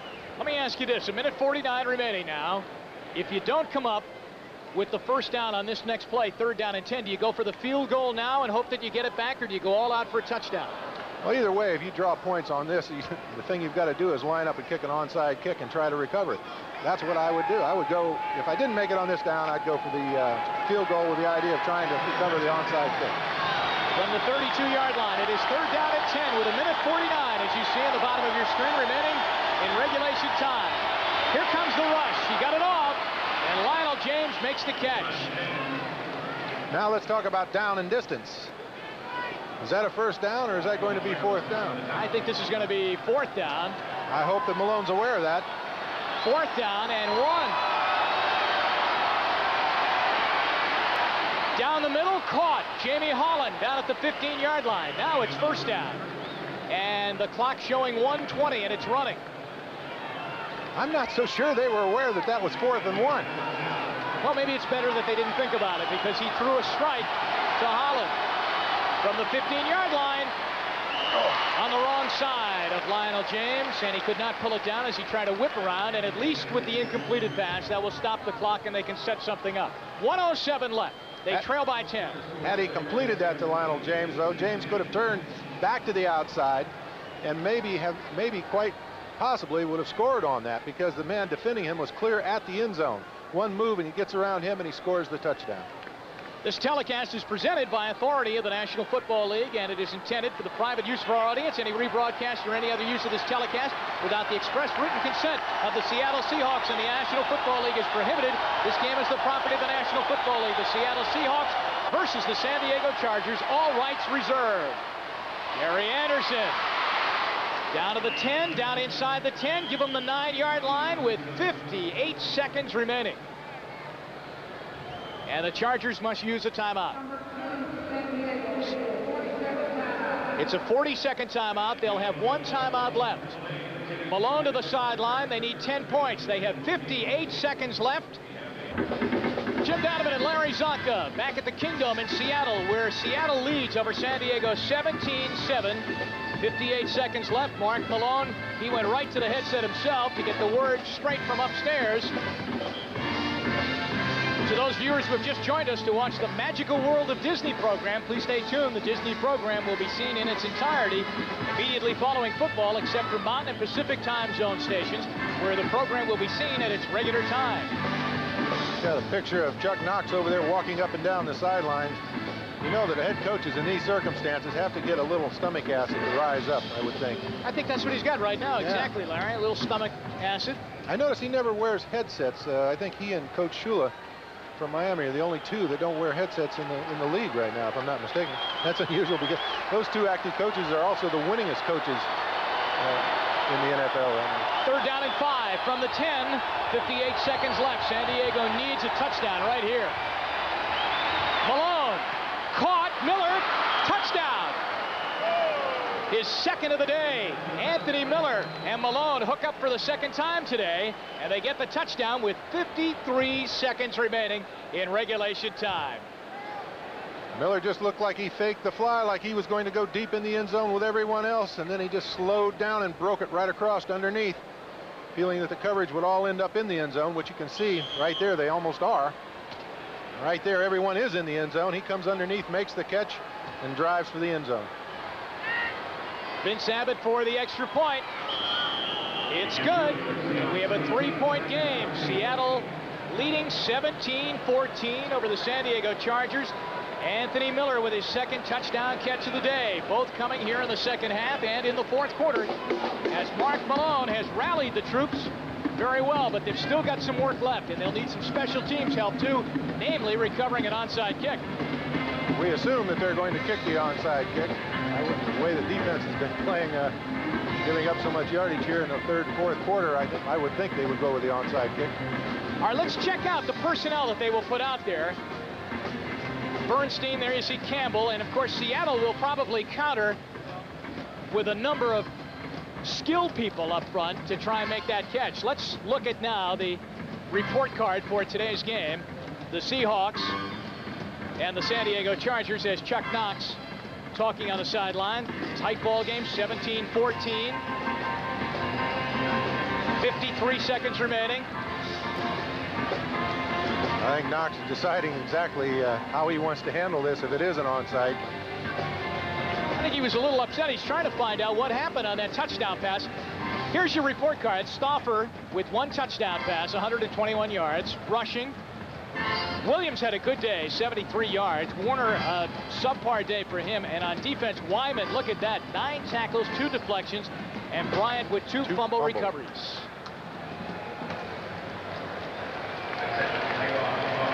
All right, here's the onside kick alignment. They call it the hands team here in Seattle as they try and recover. Largent, Blades, they're all up there. Abbott kicks it away, and why not? Largent makes the catch. San Diego's report card for today. Malone, 2 touchdown passes, 1 interception. Spencer, a good day rushing, coming off here in the second half onto the field and doing the job. Receiving, the rookie Miller with 2 touchdown catches. And on offense, 3 turnovers that hurt them badly.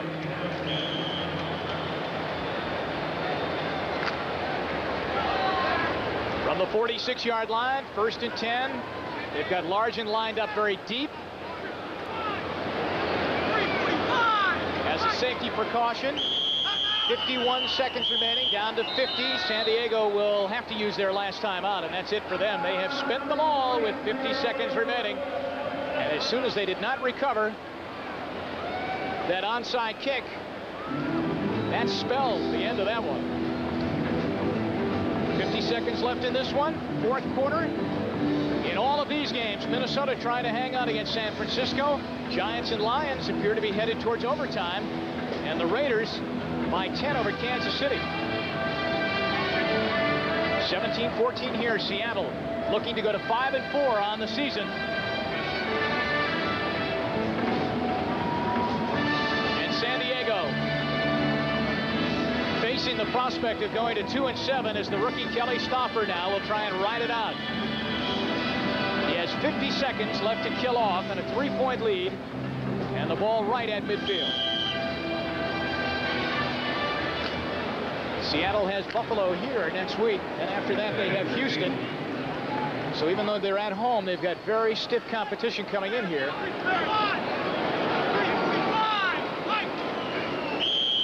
Knee down by Stauffer. San Diego cannot stop the clock.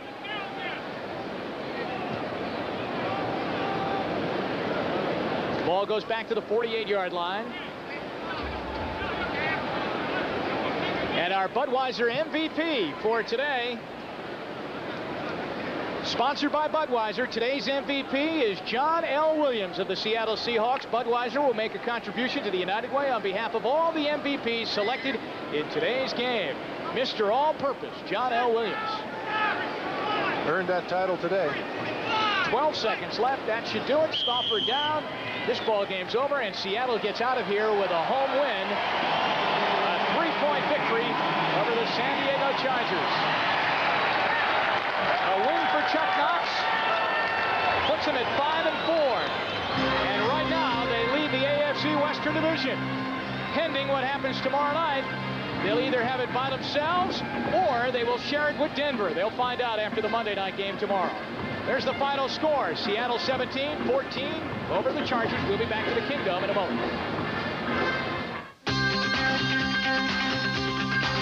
It's just a pure and natural feeling. Some icy cold, so crisp, so clear. The king of beer, so fresh, so true. You got the taste, this blood's for you.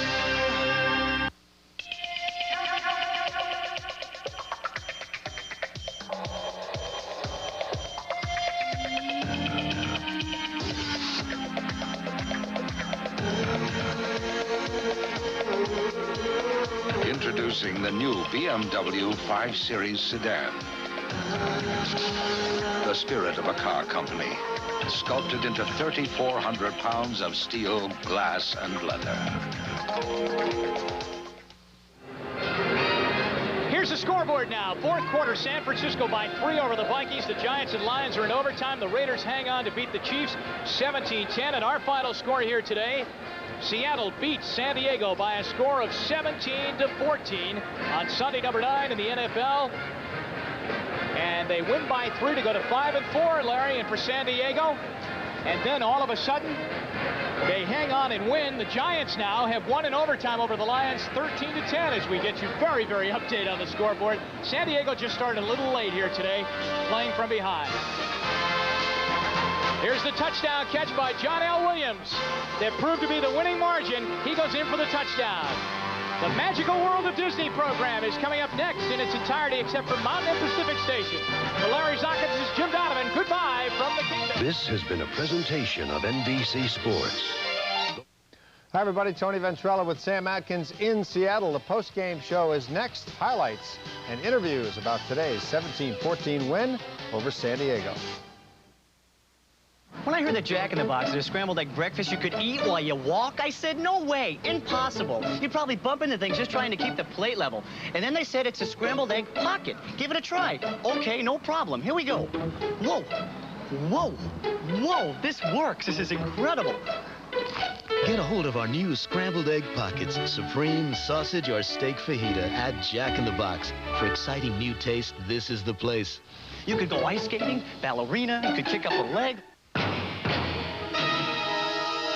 only comes out at night, when the air turns cool and emotions run hot. On the prowl, with a lean and hungry look, and fuel-injected V6 power. A one-of-a-kind, mid-sized Dodge Dakota 4x4. A wolf in wolf's clothing. See your Puget Sound Dodge dealers now. You're about to witness an incredible shaving demonstration. Not of hairs, of years. With Option Gradual Gray Coverage. Option, the foam that gets rid of gray hair, gradually. Shave a few years off. Not bad. Or a lot of years. With Option, you're in control. And you look absolutely natural. Terrific. Option Gradual Gray Coverage, the foam that shaves away the years. John Miller is so afraid of losing this election, he's ready to say almost anything. He says he's been fighting for our schools when he's voted against increased funding. He says he's protected Social Security when he voted to cut the cost of living adjustment. He even says Reese Lindquist tolerates drug abuse. What we say, John, is it's time to start telling the truth. You're watching King 5, Seattle. The play of the game is brought to you by Chevron. We fuel your freedom. Fourth quarter, Seahawks clinging to a 3-point lead at the Kingdome this afternoon. Kelly Stauffer back to throw. He is hitting John Williams. Williams dives in for the touchdown. The Seahawks hold on to beat the Chargers 17-14.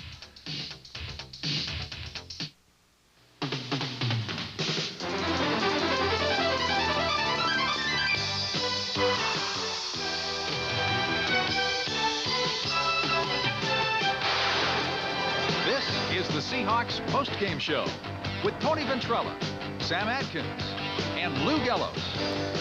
The postgame show is brought to you by Waltz Radiator, Muffler, and Brakes, by Still, the #1 value in chainsaws, and by Rainier, the only beer to drink around here.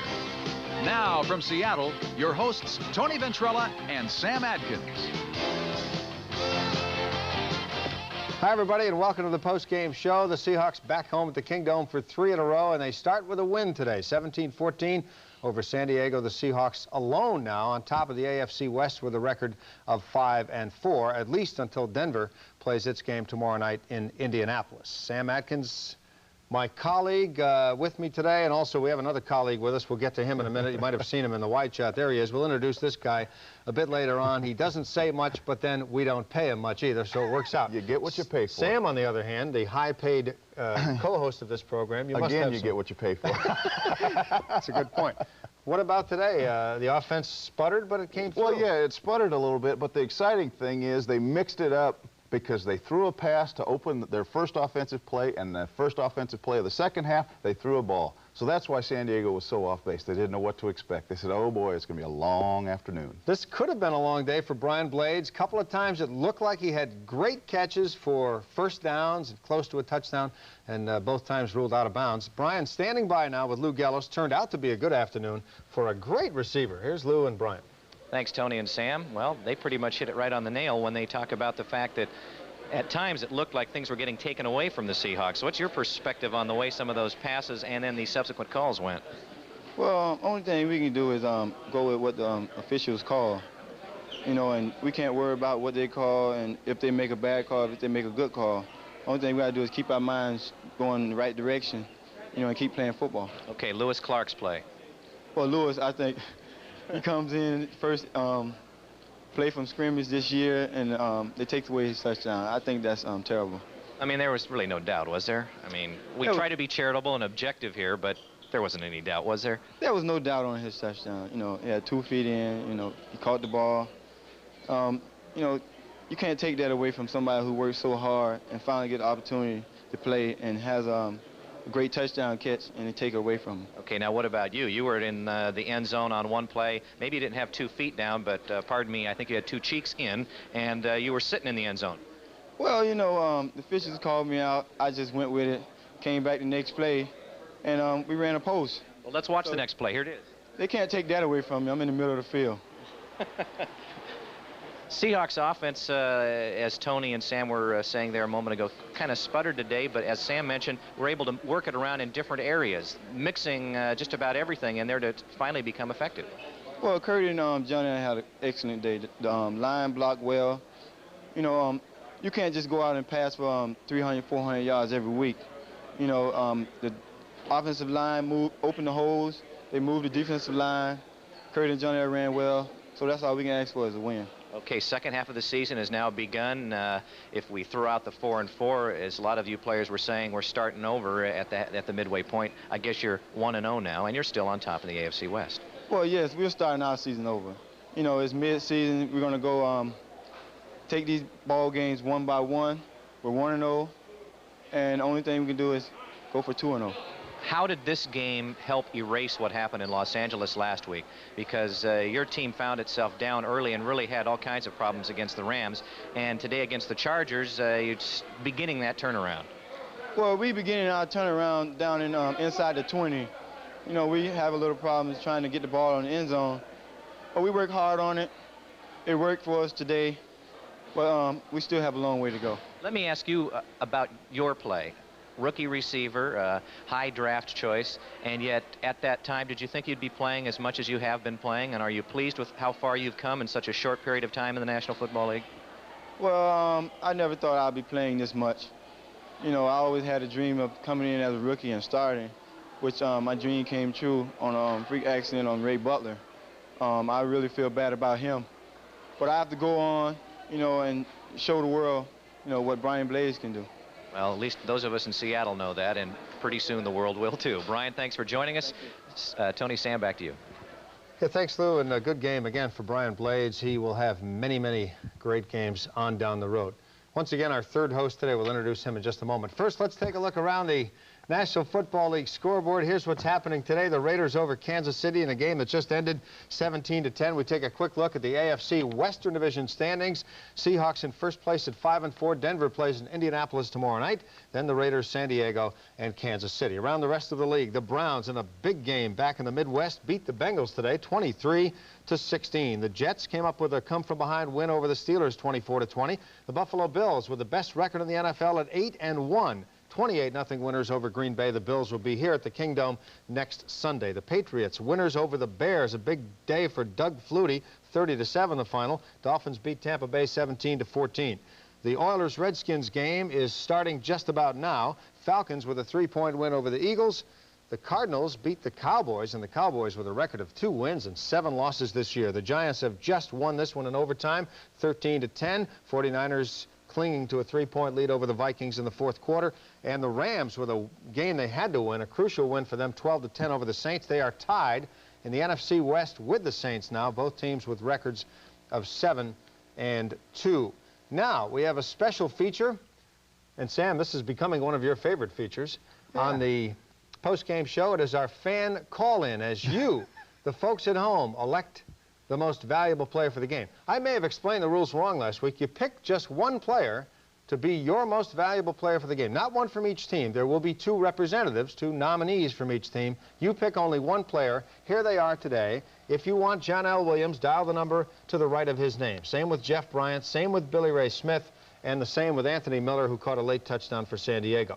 And as you can see, the calls will cost you 75 cents, but portions of the proceeds will go to Children's Hospital. It's fun. There are no prizes, but what the heck, call anyway.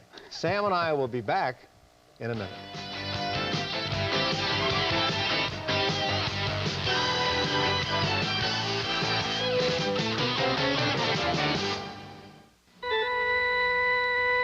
Sad, isn't it? All these radiators died before their time. Why? Because these radiators were checked and serviced by amateurs, flushed incorrectly, hoses cracked and cores clogged. Don't let your radiator end up here. Let Walt's trained professionals keep your radiator out of the radiator graveyard. Waltz will beat any written estimate on radiator repair or replacement. The world's fastest race cars run around 200 miles per hour at about 9,000 RPMs and require a major overhaul between runs. The Steel 028 Super Chainsaw is designed and tested to run just as hard, day after day. The precision engineering of a fine race car, the durability of steel. Specially priced right now, so race down to your nearest Steel dealer. Save $70 on the dependable 028 Super at these Steel dealers. Breakfast. If a restaurant gave you the kind of service you get on many airlines, you'd never go back. Baby apple. I've got a baby cheese. I don't like breakfast. I'd like a spoon. If I did like breakfast, I wouldn't like this breakfast. I've got it right. Hot coffee? I'd like a spoon. Yes, I don't think the hearty breakfast agrees with my husband. Maybe he'd prefer our eye-opener breakfast. Ahoy! I'd like a spoon. On Alaska Airlines, even though the fares we charge are just as low as anyone's, the fare we serve is always a cut above.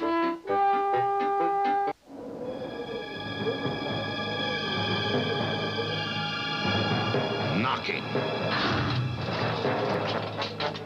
and pinging. It can bring out the animal in anyone. So we developed high-octane Chevron Supreme and added the cleansing power of Tech Freedom. Now you'll be free to go without a moment's hesitation.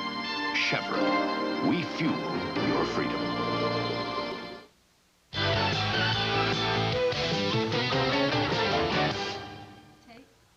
That pumpkin looks better. Show receive a gift certificate from Alvin Goldfarb Jeweler in downtown Bellevue. Alvin Goldfarb, his name is your assurance of quality. Or a gift from Casio, makers of the popular TV 400, a 2-inch color handheld TV. Casio, a world leader in consumer electronics. You folks that raced home to try and beat the traffic and catch our first quarter highlights will be happy to know you haven't missed them yet because, Sam, we've got those exciting first quarter highlights right now. Well, let's get to them right now. That's very good. Good line. Here we go. San Diego football, but not for long. Gary Anderson fumbles the exchange for Mark Malone. Jeff Bryant gathers it in. Seahawk ball, and Kelly Stauffer goes right to work. He hits Brian Blades on a 3rd and 5. Blades comes back to make the play for a first down. Kelly, looking at the ball, sees that Brian Blades, that there's no one in front of him, sees he can get the ball between Sam Steele and Gil Bird, and hits him right in the chest. Big play, 3rd and 5. They try to run it here, and it works. John L. Williams, as you see, sweeping left, goes for 15 yards and another first down. Some nice blocking inside. John L. Williams running hard through that running lane. Kurt Warner kind of leads the way, opens up a block, throws Ross Browner out to the side, and then John L. just explodes through, breaks the tackles, and they have to bring him down. Now the most controversial play of the day. Brian Blades was just talking about this. Stauffer back to throw, lofts it for Lewis Clark. Is he in bounds? Is he out? Does he have possession? The replay says in bounds, but no possession. Let's use this one on the fan call, and you make the call, folks at home. I think he was in. I think he gets that one down, drags the toe. He never really bobbled the ball, but the official saw the ball over his left shoulder and said he did not have possession. All right, Sam's vote is in bounds. The replay official, and this is the replay official, by the way, right here. We'll be talking to him later, said no. 3-0. After the first quarter. We're going to take a break now. We'll come back. We'll have more live interviews from the Kingdom.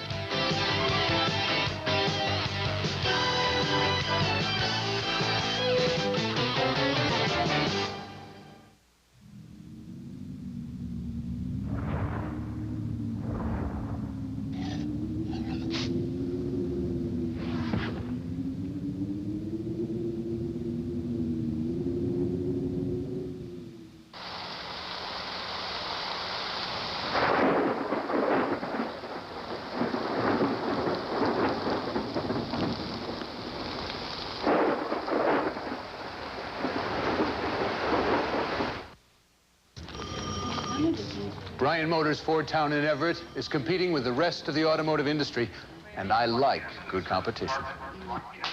It gives me the opportunity to prove to my customers just how good our deals really are. I know I have to roll up my sleeves and make the best deal every time. Bryan Motors Fordtown. We're not afraid of good competition. Follow the leader in competitive pricing, Bryan Motors Fordtown in Everett. On the way to work, my friend Bob says, let's stop for scrambled eggs. I say, Bob, I got a job, want to get married, have 2.5 kids, don't have time to sit down to a scrambled egg breakfast. He says, you have time for a scrambled egg pocket. You can eat it in the car on the way to the rest of your life. Get a hold of our new scrambled egg pockets, supreme, sausage, or steak fajita at Jack in the Box. For exciting new taste, this is the place. Now I can get on with the rest of my life. At the St. Petersburg Times, press operators had to wait while pages were sent by hand from an office miles away. But then, with the help of GTE, they came up with a way to send those pages over fiber optic phone lines, saving precious time and money. You see, at GTE, it's not just communications we offer, it's solutions. Call us. We deliver.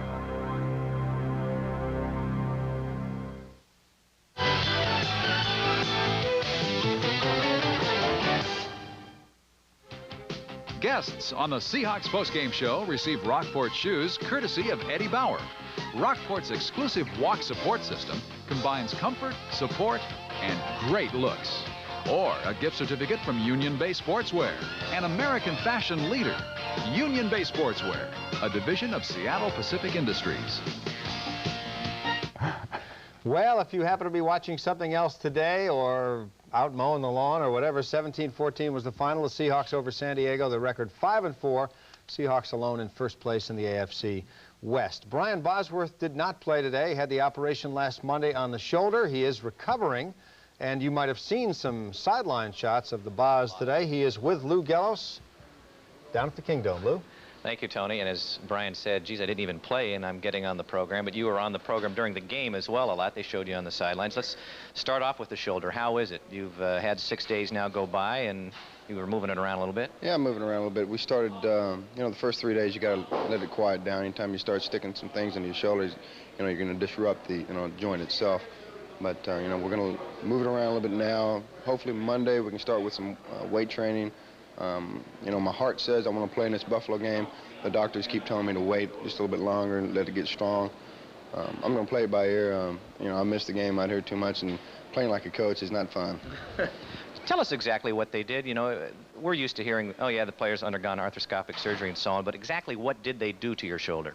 Well, you know, to start off with, they went inside expecting to find one thing, and they found another thing. They didn't think that there would be any cartilage damage, and when they went inside, they saw that my joint had a hole in it, and there was a piece of cartilage, kind of like a rip in a shirt where the material doesn't come all the way off, and it just flapping around. And what that did is anytime you moved your shoulder one way, it would flap one way, move it the other way, and it'd flap the other way, and it would just cause my shoulder to lock, and it would really make it basically immobile. I didn't really understand the severity of the shoulder injury. They said that if I hadn't got it done at that point in time, that there might have been some irreparable damage done toward the end of the season.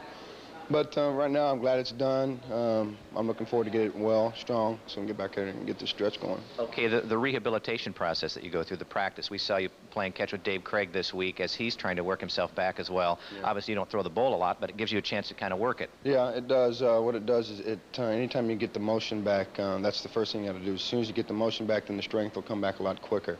Like I said, I've got 2 holes in my joint right now where they went in with the scope, and that has to heal first.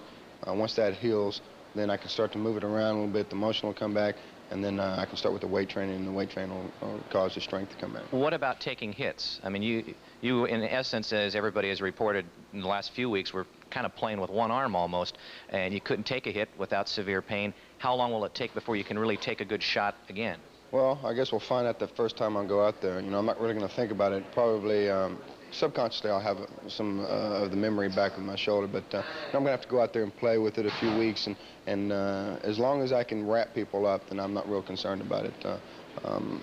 My biggest concern at this point in time is getting it healed and getting it strong so I can get back out there and play some ball. Tony and Sam are back in the studio with a question for you, gentlemen. Brian, Tony Ventrella, what if you decide you want to play against Jim Kelly Sunday, but Coach Knox says no? Whose final decision is it? That's a good question. You know, Chuck makes the final decision on all his players, and you know, I'll have to go with his. You know, like I said earlier in the week, he's wise about players and their injuries. You know, and like I said before, you know, I want to go with my heart and I want to play. And today was the first game that I've ever missed. And you know, it's hard for me to sit on the sideline and not play the game, but being out there and I can help Dave and I can help Darren in a coaching standpoint, which is it's tough, but anything I can do to help the team, I'm going to help the team in that respects. Well, good luck. We hope you get back in there soon. It could be frustrating to stand on the sideline and watch Kelly when you can't get out there and try to nail him a couple times. Yeah, like I said, I'm going to try to get back out there as quick as I can. All right, good. Thanks, Lou. Thanks, Brian. We are going to take a look at some statistics now. We'll get back to the fan call later, by the way. I know a lot of you are waiting by the phones to call in. If those lines are busy, keep trying. Let's take a look at second quarter highlights now. San Diego with the football. Sam, you ready? I'm ready. All right, good. Here we go. Malone fakes a handoff. M.L. Johnson darts in, mind you, darts in to sack Malone for a big loss. Untouched, mind you. He sees the play go the other way. San Diego was trying to run a naked boot, but didn't surprise M.L. Chargers punting. Bobby Joe Edmonds on the return, and with this return, Bobby Joe passes an old friend of both of ours, Paul Johns, the all-time record for punt returns of 843 yards. He also passed in this game a record held by Al Hunter for kickoff returns. Next play, Kelly Stauffer passing to Steve Largent. Largent is hit, fumbles, but Brian Blades recovers. Steve's streak is alive at 161 games. San Diego played a lot of zone defense in this game today. Sam Seal expects Steve Largent going deep. Steve runs to the outside and catches a ball, but then, like you said, fumbles. Stauffer looking to throw again. He's got some room here as he throws to John L. with some running room. I don't know what I said there, but I think you get the point. Yeah, well, I'll clear it up on the replay here. That's what it's Billy for. Ray Smith is trying to cover John L. out of the backfield, but John L. just flat out runs him and gets a nice first down. The drive continues. Stauffer back to throw again. Watch this pass to Brian Blades. It's a beauty. Touchdown Seahawks. And that is their third touchdown passing in the last 6 ball games. But I think Kelly came on strong. He had some really nice passes today. Throwing the post route, Brian Blades just simply, the defensive back knew he had help inside and just let Brian break on the post. There's your halftime score, 10-0 Seahawks. Back with second half highlights and some more interviews in a minute.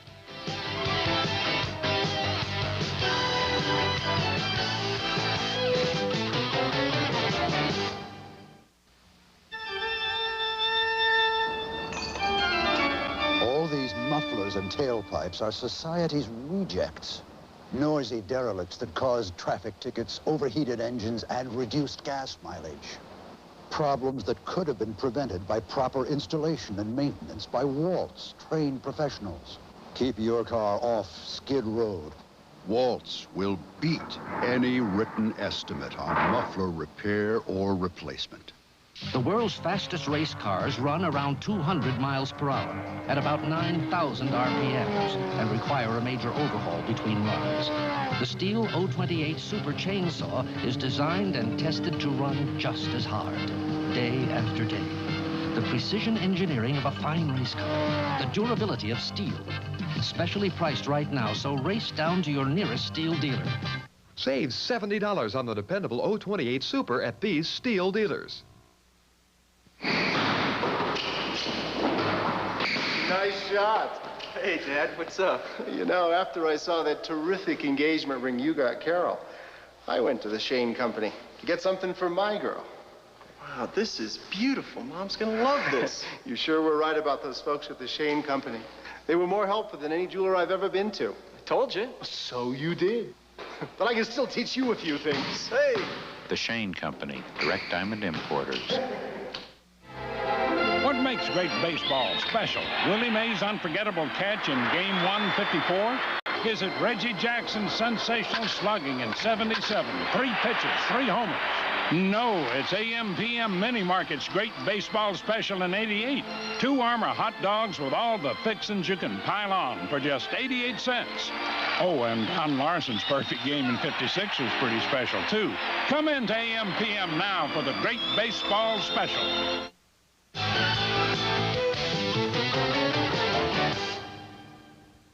A lot of people calling in. They want those stats, Sam, so let's feed them those statistics right now. There's people with those home computers. They've got to update their database. They love doing that.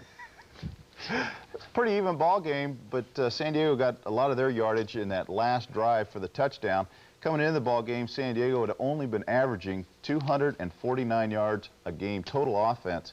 But today, like I said, late in the game, they got that extra yardage. But the Seahawks, on the other hand, have been averaging 290 yards. Productivity's down a little bit, but they were effective when they had to be. All right, Sam, thank you very much. I don't think anyone could have done that better. Flattery will get you anywhere. Let's move along now. Third quarter highlights. Remember that halftime score was 10-0 Seattle. Seahawks with the ball. Kurt Warner gets the call and responds with a nice 10-yard run for a first down here. Now Kelly Stauffer back to throw again. His pass to Paul Scansey, a little high, but look at Paul stretch out and make the grab. San Diego comes with an all-out blitz. Billy Ray Smith comes in, Mike Campbell comes in, and Kelly feels the pressure, has to get rid of the ball quickly, and throws the ball. Great catch by Paul Scansey. Terrific defensive play here. Watch number 92, Dave Wyman, as he streaks through, mind you, to pick up Mark Malone. Ken Dallafor, the guard, pulls out, doesn't realize Dave Wyman's right behind him, and Dave runs down Gary Anderson from behind. That was just great hustle on Dave's part. Late in the quarter, the Chargers have the ball. Mark Malone retreating. Watch what happens here. He is running for his life. Throws it away. This really could have been an interception for a touchdown, except there were no Seahawks near the ball. Arthur Cox catches the ball for a first down, and the half ended, or rather the third quarter ended, with the Seahawks in the lead 10-0. Now, the fan call that we've been on the edge of our seats for this entire program, here it is. The MVP fan call. These were the names again, or these are the names, and you still have a little bit of an opportunity to call the numbers on the right-hand side John L. Williams is going to be our live guest in a moment. That could influence the fan call, and that's probably going to do it. Let's go down to the Kingdom. Lou standing by with John L. The dapper John L. He was looking for a quarter so he could go to the machines over here and call in his own vote for himself. Well, an outstanding ball game, and from an offensive standpoint, that little problem inside the 20s at least appears to be on the way to disappearing. Well, we came out today and played better than what we have been playing in the past, and we got inside the 20. Like always, it's kind of tough to get in the end zone. But our guys on the offensive line, they came out and blocked real well today, and Chris Godfrey, the guy who filled in for Brian Millard, he did a real good job for us, and as a team, we did pretty good. You know, the theme throughout this week, and talking with a lot of the players out at the training camp, is that, well, halfway season, we're going to start over. Forget the 4-4 and start over at 0-0. So now you're one up. This has kind of been a topsy-turvy year, and I hate to bring it up as I do. It seems like every season, this 2-2-2-2 business. Can you put that all behind you and go right straight through from here on? Well, we're going to start off a new season, seem like, and like you said, we are going to start off 0-0, and we came out today and we won the ball game, so we won in 0-9. And we just going to put those 4 games that we lost behind us and hopefully go out and win more than 2 ball games in a row and try to not to lose 2 ball games and just go out and play ball like we have been playing in the past. The fans got to look at the game statistics just a moment ago, which showed overall offensively the output was a little down. You had been averaging about 290. It was only 236, I think. Down a little bit, but effective when you had to be. Well, it doesn't matter how the stats go, as long as you win the ball game, and we won the ball game today, and it wasn't pretty, but a win is a win. Before we show this play, I want to ask you, did you score that touchdown? I know they gave it to you, but did you get in the end zone?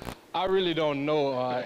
Some of the guys say my knee was down, but I knew I got the ball across the line, and that's all that counts is getting the ball across the line. Okay, well, now we'll look at it and tell us what happened, and let's see if you made it in. Go ahead. Well, it just was an option play, and I just had to check down, and we noticed Billy Ray going back to the end zone a whole lot, and he just threw me the ball, and I just had to bull my way some kind of way into the end zone. And you did. The offense this season up and down and topsy-turvy. With all the new players, were you a little concerned with how it was going to go this time around, especially the running game with all the new linemen? Well, we knew we had to come out and play ball today, and it doesn't matter who you put in there. They got to be ready to play, and like I said, Chris Godfrey, he's one of the new guys, and he came in, he did a real good job for us, and you know, a win is a win, and anytime you do win, you got to be happy about it, and that we did do today. Well, at least you maintain your stranglehold on the top of the AFC West. John L., thanks for coming out. Thank you. Tony, Sam, back to you. Thanks, Lou. Thanks, John L. We'll take a break, and we will come back. We'll look around at the 4th quarter first, then the fan call results, then around the NFL.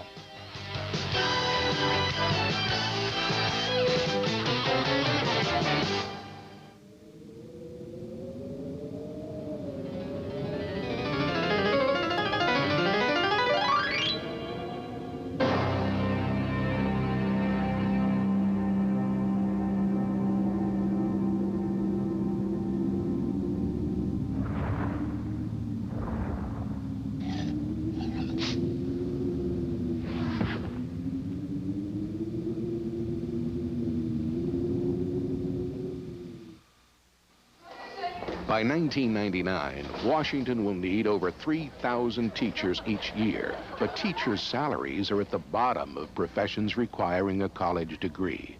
It's no surprise there is a projected teacher shortage. In this election, we can make our children's future look a lot brighter.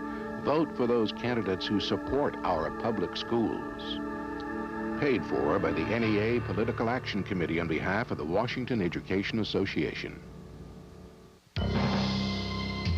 This is where America puts it on the line, right here in defense plants like this. Today, millions of Americans are working to keep our country strong, putting teeth in the phrase, peace through strength.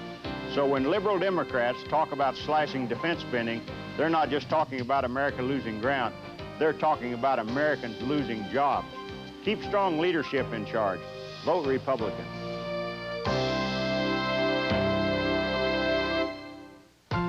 When the clock strikes 6:30, babe, time to head for golden lights.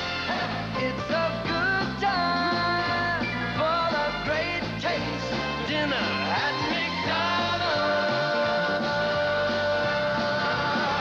It's McNuggets.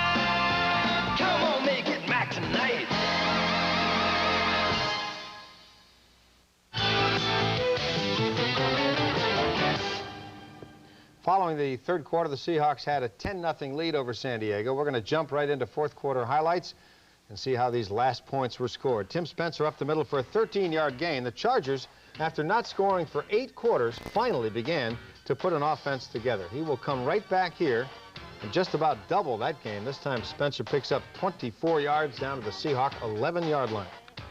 San Diego comes with an offside trap, and Spencer gets on the hip of Barry Redden, who kicks out. You see the running lane he has. It's tremendous running lane. Eugene Robinson is the first guy to get a hand on him, slow him down, and then Paul Moyer and Patrick Hunter have to bring him down. Then finally, on the next play, San Diego scores for the first time in 8 quarters. Mark Malone finds Anthony Miller for the touchdown here to close the gap to 10-7. Seahawks still with the lead. And Patrick Hunter, that was flagged on this play for pass interference, he hit Anthony Miller just a little bit before the ball got there. Chargers get it back again after the Seahawks were unable to do anything on offense. On the move, Malone fumbled. Jeff Bryant picked it up to stop that momentum. And the Seahawks go back on offense. Stauffer looking for a Largent, 13 yards. A big play there to get the momentum rolling again. Well, that was a big play because the momentum seemed to be on San Diego's side after scoring, and this was a big first down play to keep the drive alive. And I think this was one of their better drives of the season. Now they try to run, and they do it. Kurt Warner will pick up a nice 13 yards right up the middle here. In fact, I thought he was going to break it for a second. But Vincey Glenn, number 25, was there to keep Kurt out of the end zone, but Kurt weaving his way through. John L. Williams looking for someone to block, but the offensive line did such a good job. And then Vincey Glenn knocks Kurt Warner down. Finally, they cap the outstanding drive the way you're supposed to. Stauffer to John L. Williams. Dives in that last yard for the touchdown. 17-10, or 17-7, rather, at that point. It looked like it was pretty well wrapped up. And like John L. said, they noticed the linebackers have been dropping off so deep, so what they wanted to do was get him the ball quick and then let him bull his way into the end zone. In the final minute of play, the Chargers came back to score again. Malone passing again to Anthony Miller. He scores, and at that point it was 17-13. The extra point made it 17-14. The Seahawks held on to win it by the final of 17-14. The Seahawks 5-4 in first place in the AFC West. We'll be back to take a look around the NFL and give you the results of our fan call in a minute.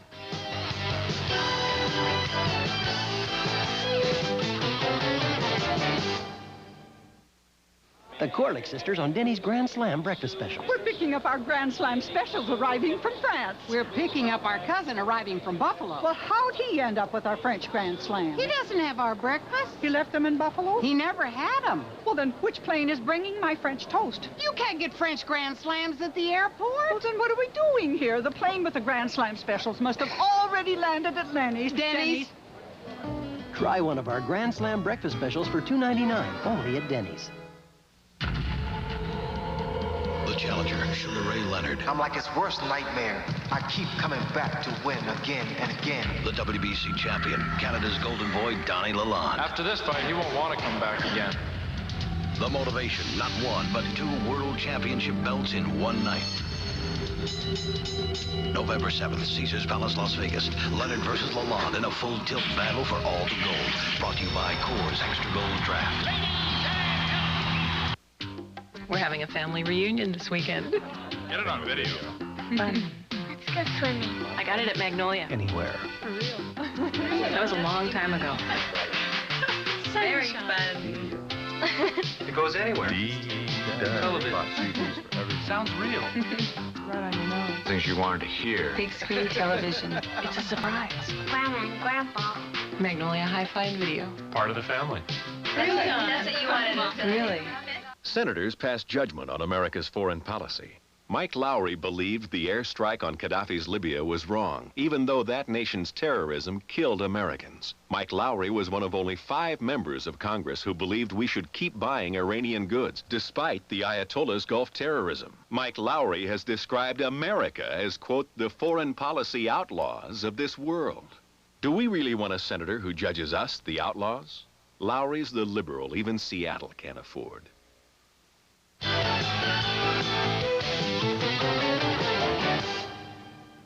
Well, Sam and I are thrilled once again to introduce Steve Largent, who has joined our staff of reporters. So he gets out of uniform, takes a shower, and becomes a reporter. And Steve, in the past, has done outstanding work. Sam, are you going to try to get him on a question today? Go ahead. No, I never want to put him on the spot. But going in that last drive, it was a very important drive. What was the conversation like, and how that was one of the most impressive drives of the year for you guys, where you had to come up with something? Well, we were still ahead at that point, 10-7, but we knew that if we could score some points, which we've had trouble doing the last 3 or 4 weeks, that we might be able to put it out of reach. And, you know, to their credit, they came back, scored another touchdown, forced the onside kick. But, you know, I think the thing that was positive about that last drive, Sam, was the fact that we had a big play that we thought was a big play on Brian Blade's catch down on the sideline that was called back, and yet we still marched down the field and made some plays and were able to put it in the end zone finally on John L's catch. And so, you know, it was a critical drive as it turned out in the game. Was that big delay a distraction at all when they were trying to figure out where the ball was after they had already moved the chains? Well, in the fourth quarter, you know, in some ways it is a distraction and breaks up the rhythm of what you're doing, but if you've been on the field a lot, you can use the break, so it's not too bad. But, you know, I told one of the officials that I really feel sorry for the officials, because I think that the instant replay has kind of undermined their authority on the field, so that, you know, their calls are always going to be questioned, as opposed to just saying, hey, I made the call, that's the way it is, let's get on with the next play. It creates a problem for the officials, I believe. Steve, Kelly Stauffer's had a few weeks. His confidence seems to be growing. Is that reflected in the huddle? Is he calmer in the huddle now? Do you like the way he's working? Well, I think when Kelly first started the first couple of games, obviously our offense was very simple, very basic. He didn't have a lot of things to think about other than the snap count, getting the ball, dropping back, throwing the ball, or handing it off to John L. or Kurt. Now we're doing more things with him that we hopefully can do, and as a result, I think we're seeing a few more of the, you know, first-year quarterback mistakes. Forgetting the snap count, I think there's too much stuff going on in Kelly's head, and all the things that you would expect from a first-year quarterback are coming out, you know, in the fourth game. But I think that's because we're putting more pressure on him as he's developed as a quarterback, and, you know, I think that you have to expect those kind of things. Thanks, Steve. Great job out there. 3 catches, 37 yards today. We're keeping stats on you. And as a reporter, you are undefeated so far this year. I want you to know that. Oh, well, thanks, Tony. And I like that pumpkin. Is that a Tony Ventrella lookalike pumpkin? You may have given away the secret, Steve. That's right. We're not sure yet. Sam and I are trying to figure it out. There's no mustache, so it could be you. This is the winner of the first Seattle Celebrity Pumpkin Competition. And can you guess who it is? I can't tell from this angle. Let's see. Well, the lips aren't moving, so my guess is that it's not Tony. That's a good point. How about the proboscis? Does that give it away? Oh, my. Yeah, I'm not saying a thing about that. Thanks, Steve. Another great job. See you next week. All right, and Sam and I will be back with you in a moment, along with this guy who's starting to really stink up the place. Oh, no, let's go around the league first. Holy cow, we almost dropped the whole commercial there. Here we go. As we take a look around the NFL, the Raiders with a win over the Chiefs today, 17-10. Look at highlights from this one. First quarter, LA Coliseum. Watch this run by Bo Jackson. Sheer power up the middle, 22 yards for the score. That gave the Raiders a 7-0 lead. Now, the Chiefs came back to tie it. You'll see here, Paul Palmer took a sweep around the right side, 3 yards for the touchdown. That tied the game at 7 apiece, but the Raiders regained the lead. Midway through the second quarter, Marcus Allen over the top from a yard.